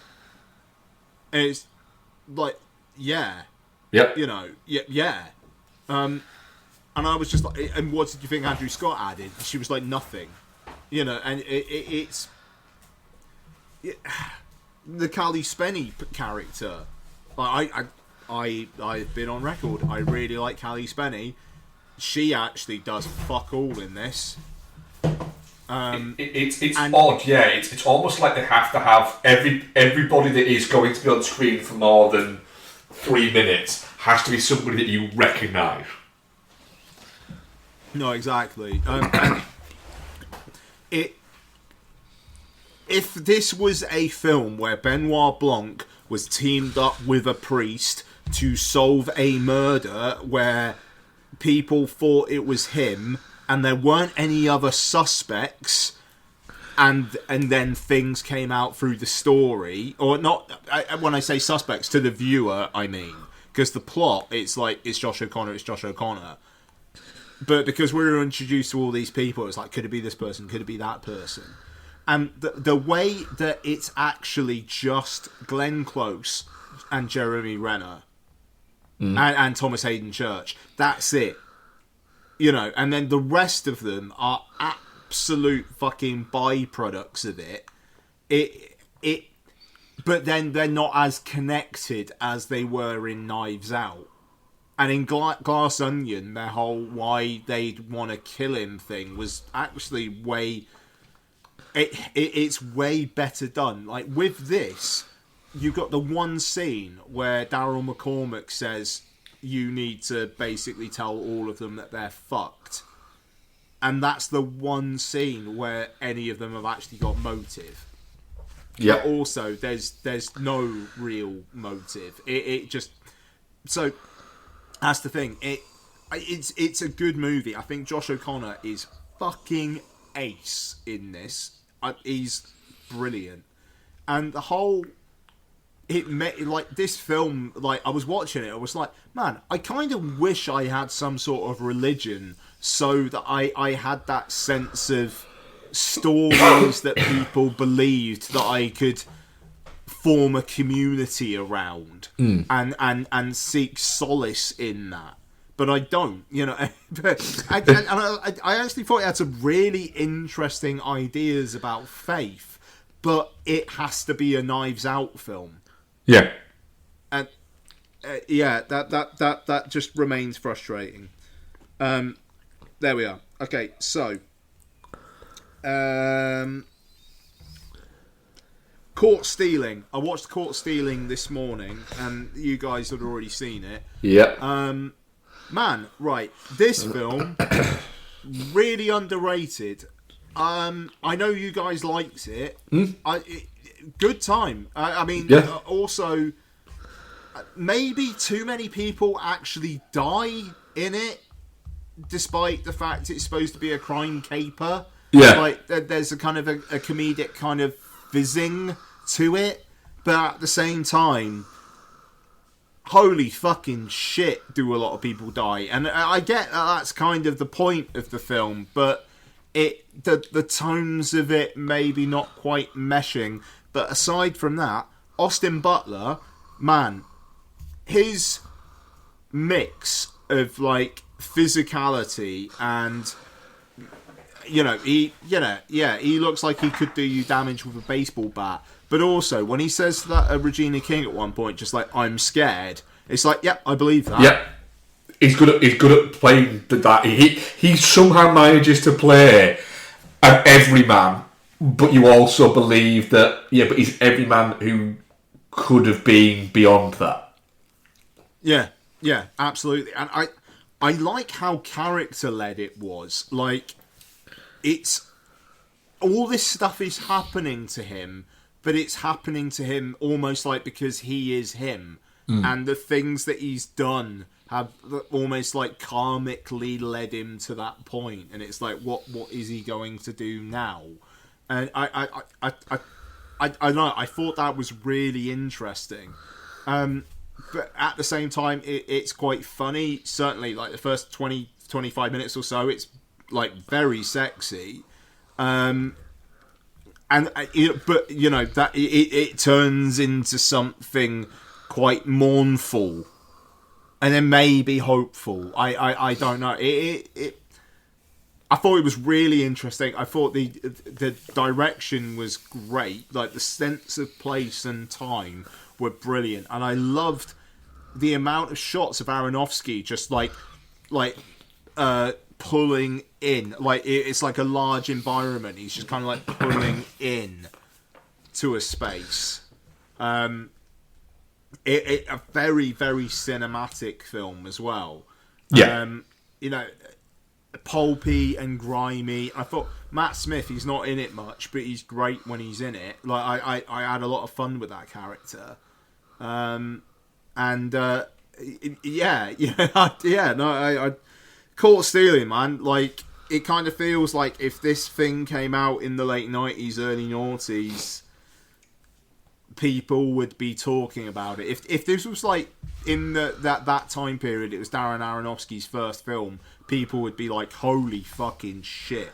Yeah, there would be an arrow of it. 100%. But look, best film Darren Aronofsky has made in I don't know how long. It's a while, yeah. He should stick to doing stuff like this. Yeah, 100%. He should stick to making entertaining things rather than things that constantly try and prove how smart he thinks he is. Yeah, and I mean, going from The Whale to Caught Stealing is one of the great lows to highs. It's a cracking film, man. I gave it 4 out of 5 on Letterboxd. I think maybe I need to give it more. It's really, really good. Okay, so then The Mastermind. Kelly Reichardt's new film with Josh O'Connor again. Josh O'Connor is great. I am not on Kelly Reichardt's wavelength at all. It's an hour and 40 minutes of Josh O'Connor being a shit art thief. And there's literally a scene where he goes up and down a ladder that might have lasted for 5 minutes. I was listening to this podcast today, the Prestige Junkie podcast.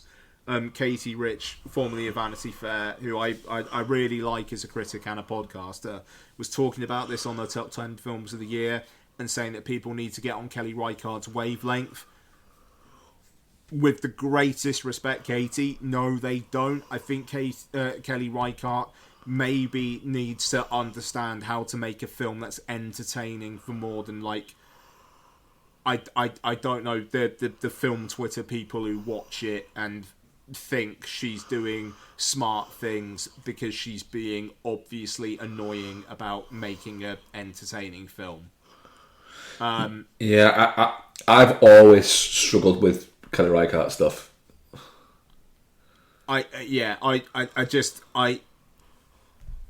There's nothing to hang your hat on with this film. Why you would get on board with Josh O'Connor's character, I don't know.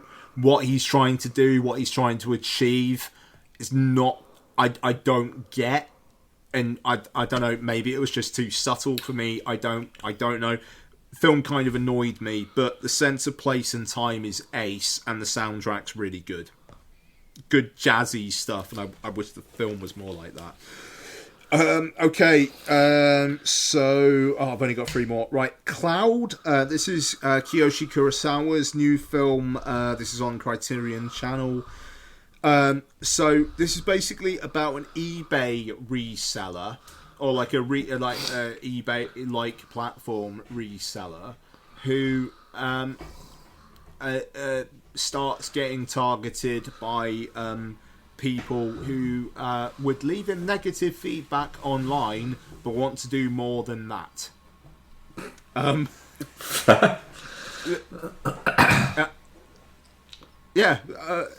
Weird one, this. So I quite liked it. I actually thought it was going to be a bit more actually like supernatural horror at points. Because there's some really just weird interactions that happen in it, but it didn't, and it became more. This guy sells dodgy products on eBay, and now the people who bought those dodgy products have found out where he lives. Fair. It's like, oh, all right, and then there's some torture involved. It's all right. You don't need to watch it for best of the year consideration. It's alright. Speaking of you don't need to watch it for best of the year consideration, The Roses, which is now on Disney Plus. Is this fun or is it not? The thing is, it spends so much time on why they're actually a good couple and why they suit each other. And then through the film, it's got these minor little like things that are going to build up, and then when it does build up and it does unleash, it's not fun or funny. It's just sad because it's just like you two were all right together, and it's depressing that it's got to this situation. And it's got interesting things to say about gender roles and Cumberbatch's character being jealous of Coleman's character, but then at the same time, I mean, like, watching it with Donna by the end of it was just like I was more on Cumberbatch's side because he kind of like bankrolled her into what she was, and she didn't give him an awful lot in return. And when she did, and when he pushed it a little bit, she went off the deep end. It's an interesting one, and it's just got this ending that's just like, oh, fuck, okay. I won't say what the ending is, but there's one major hanging thing that's just like, well, shit, that's really sad. I'll leave it there. Yeah, I mean, Coleman and Cumberbatch, like, together, actually really good. Like, the performances are all good. It feels like a very, very mean-spirited film. Written by Tony McNamara, who usually writes for Yorgos Lanthimos. Of course, yeah. That kind of style, but with a Jay Roach-directed film starring Olivia Cumberbatch and Benedict Cumberbatch. Olivia Colman, sorry, and Benedict Cumberbatch. Maybe not the best combo. Yeah. Doesn't quite work. What does quite work, though, my final one, Jafar Panahi's It Was Just an Accident. I would like you guys to watch this before year end, please. Certainly will do. Like, the setup is essentially a guy hears a guy's voice and thinks, I think that's someone who tortured me in a prison camp some years ago. Then contrives to essentially kidnap him, put him in a grave, and say, you're that guy, I recognise your voice, and he's got an artificial leg and he's got like a squeak, I recognise that squeak, and the guy in the grave is like, this only happened a year ago, it's a fresh scar, instills some doubt in the kidnapper, and then the kidnapper has to bundle the guy in the van and then go round various places, essentially going, is this the guy who tortured us? That sounds quite... Yeah. Go on then, I'm interested. There is an element of black comedy to this film that I did not see coming. There's some images in this film that are actually kind of absurd. And then it's got an ending that is fucking chilling. And it is ace. Oh, nice. It is so good. Yeah, I mean, it's apparently it's going to get Best Picture, Best Director nominations and all that. It's like, yeah, fair enough. Tonally so interesting, and like tense but funny, and then disarmingly quite emotional at points as well. Like, it really, you don't know where it's going. And yeah. I mean, it's something, but then the ending, man, it's fucking hell. Yeah, get it done, and it's only like 100 minutes long. Yeah, it's not a long one, is it? It's one of those ones that you think might be about 2.5 hours long. Let's look there. Yeah, it's like an hour and 40, isn't it? Yeah, and it kind of flows by. It's very, very good. So it was just an accident. It's going to be up there for me. Nice. And there we are. Right. to our second review. So, our second review is the Paul Feig. Yep, we if there's a Paul Feig movie out, be it streaming or at the cinemas, we're gonna fucking review it.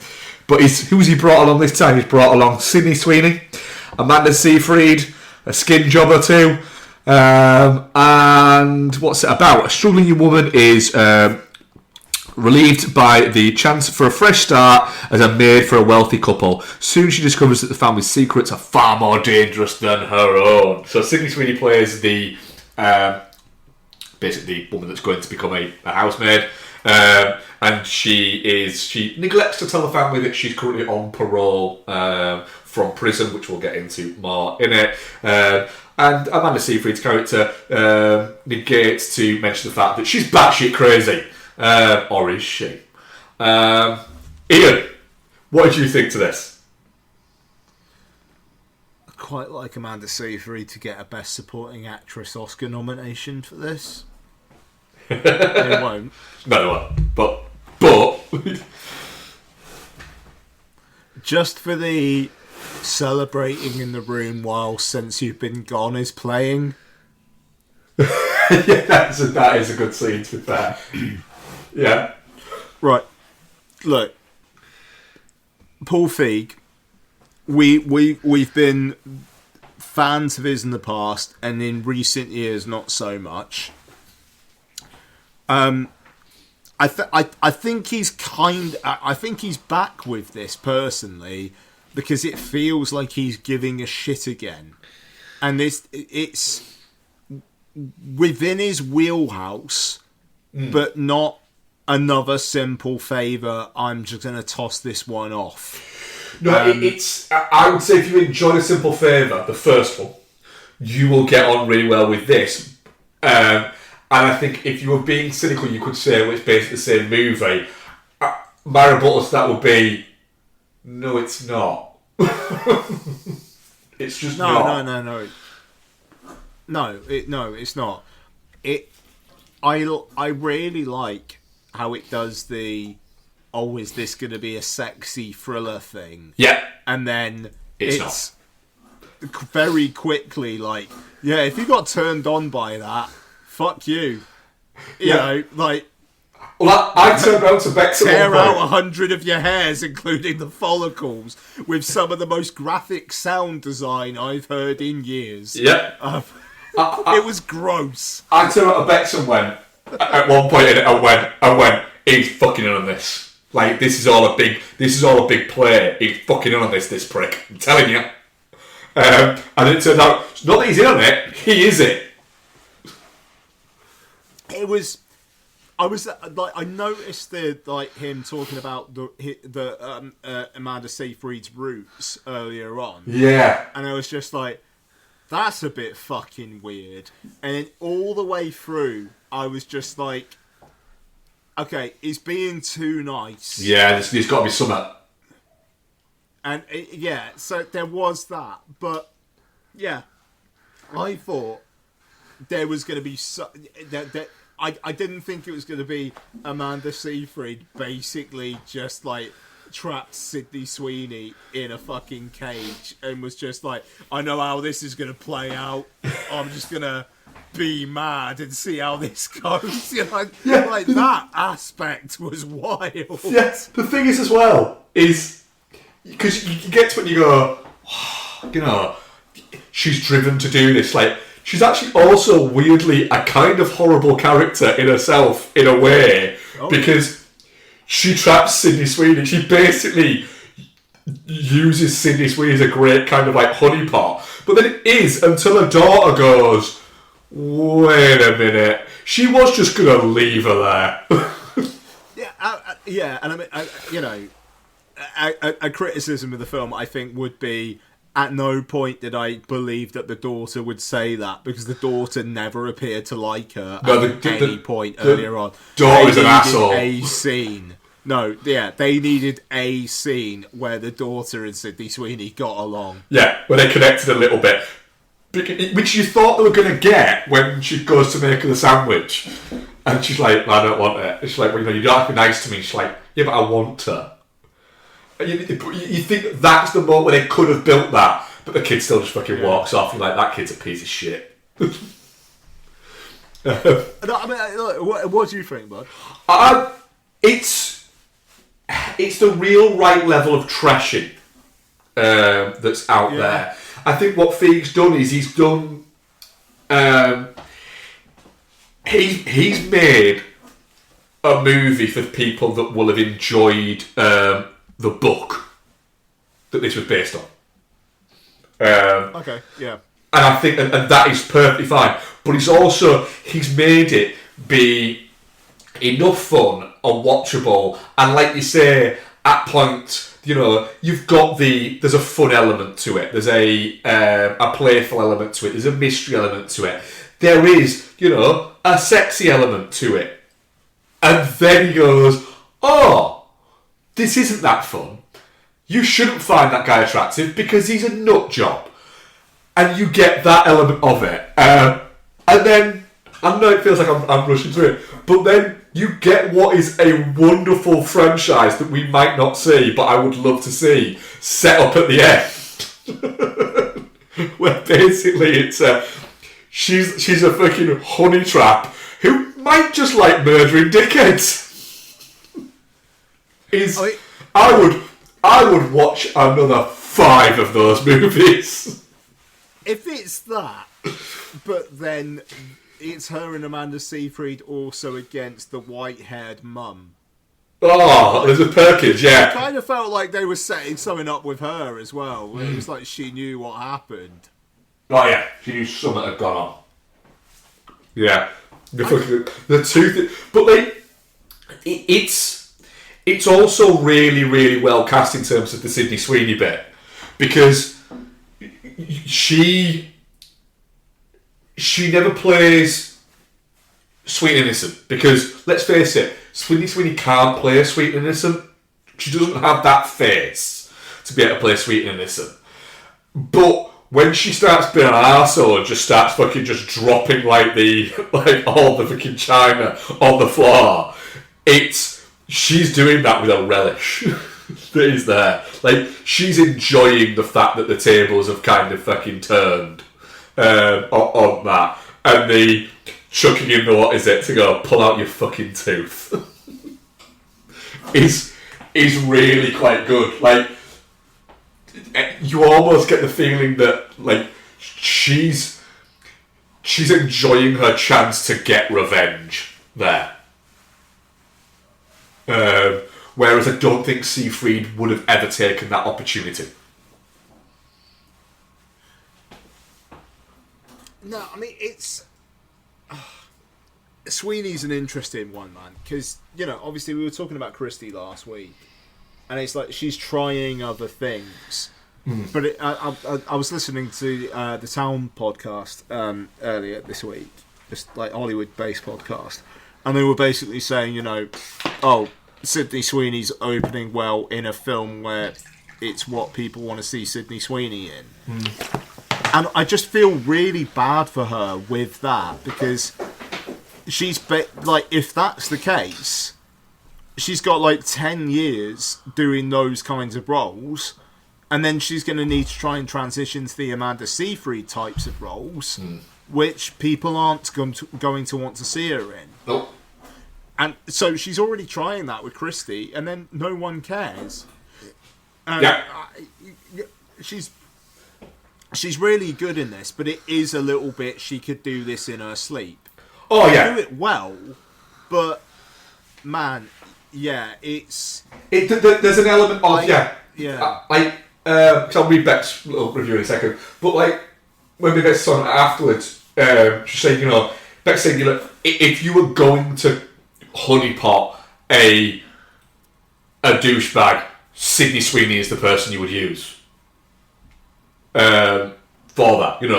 Of course he was going to be like, well, yeah, I'm going to go for this.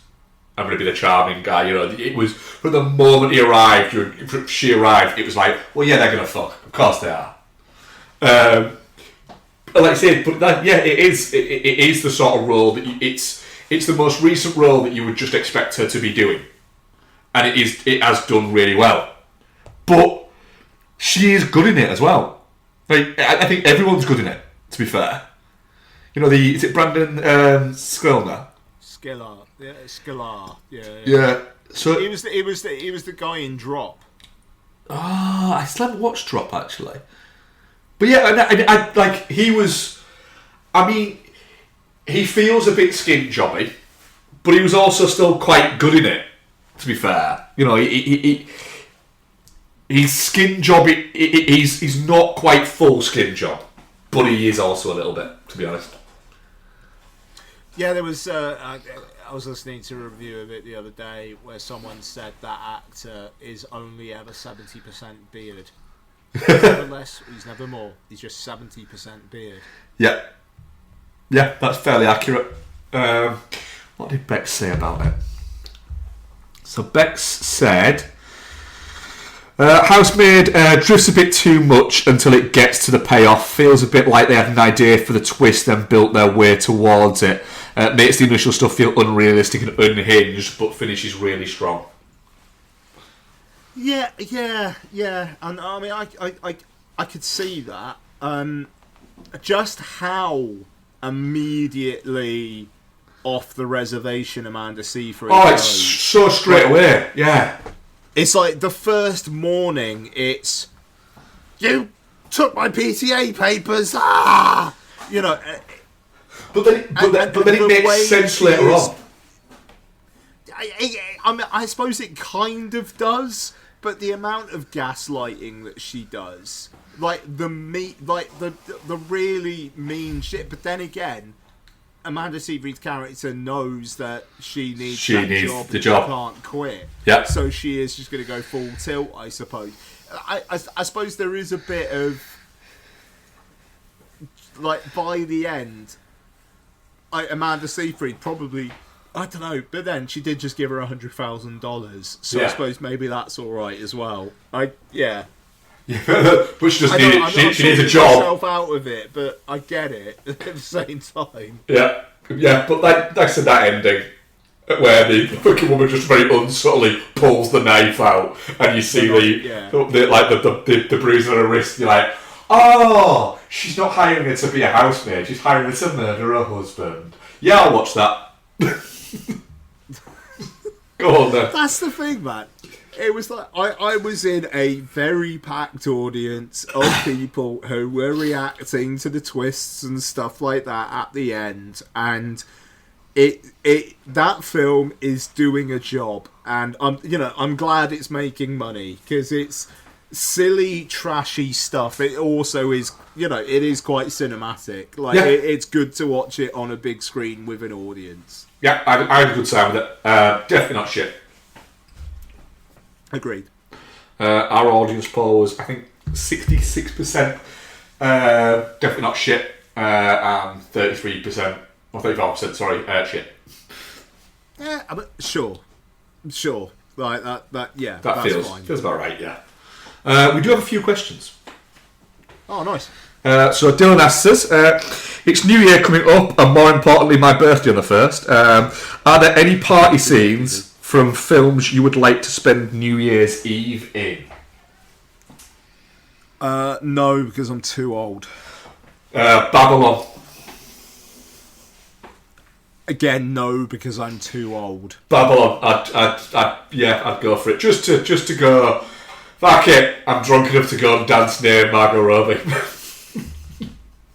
No, I mean, like, you could do like the Lerman Great Gatsby and whatnot, you know. But like, we're having some friends round tomorrow. We're gonna have some drinks and some food and whatnot, and that that's good enough for me.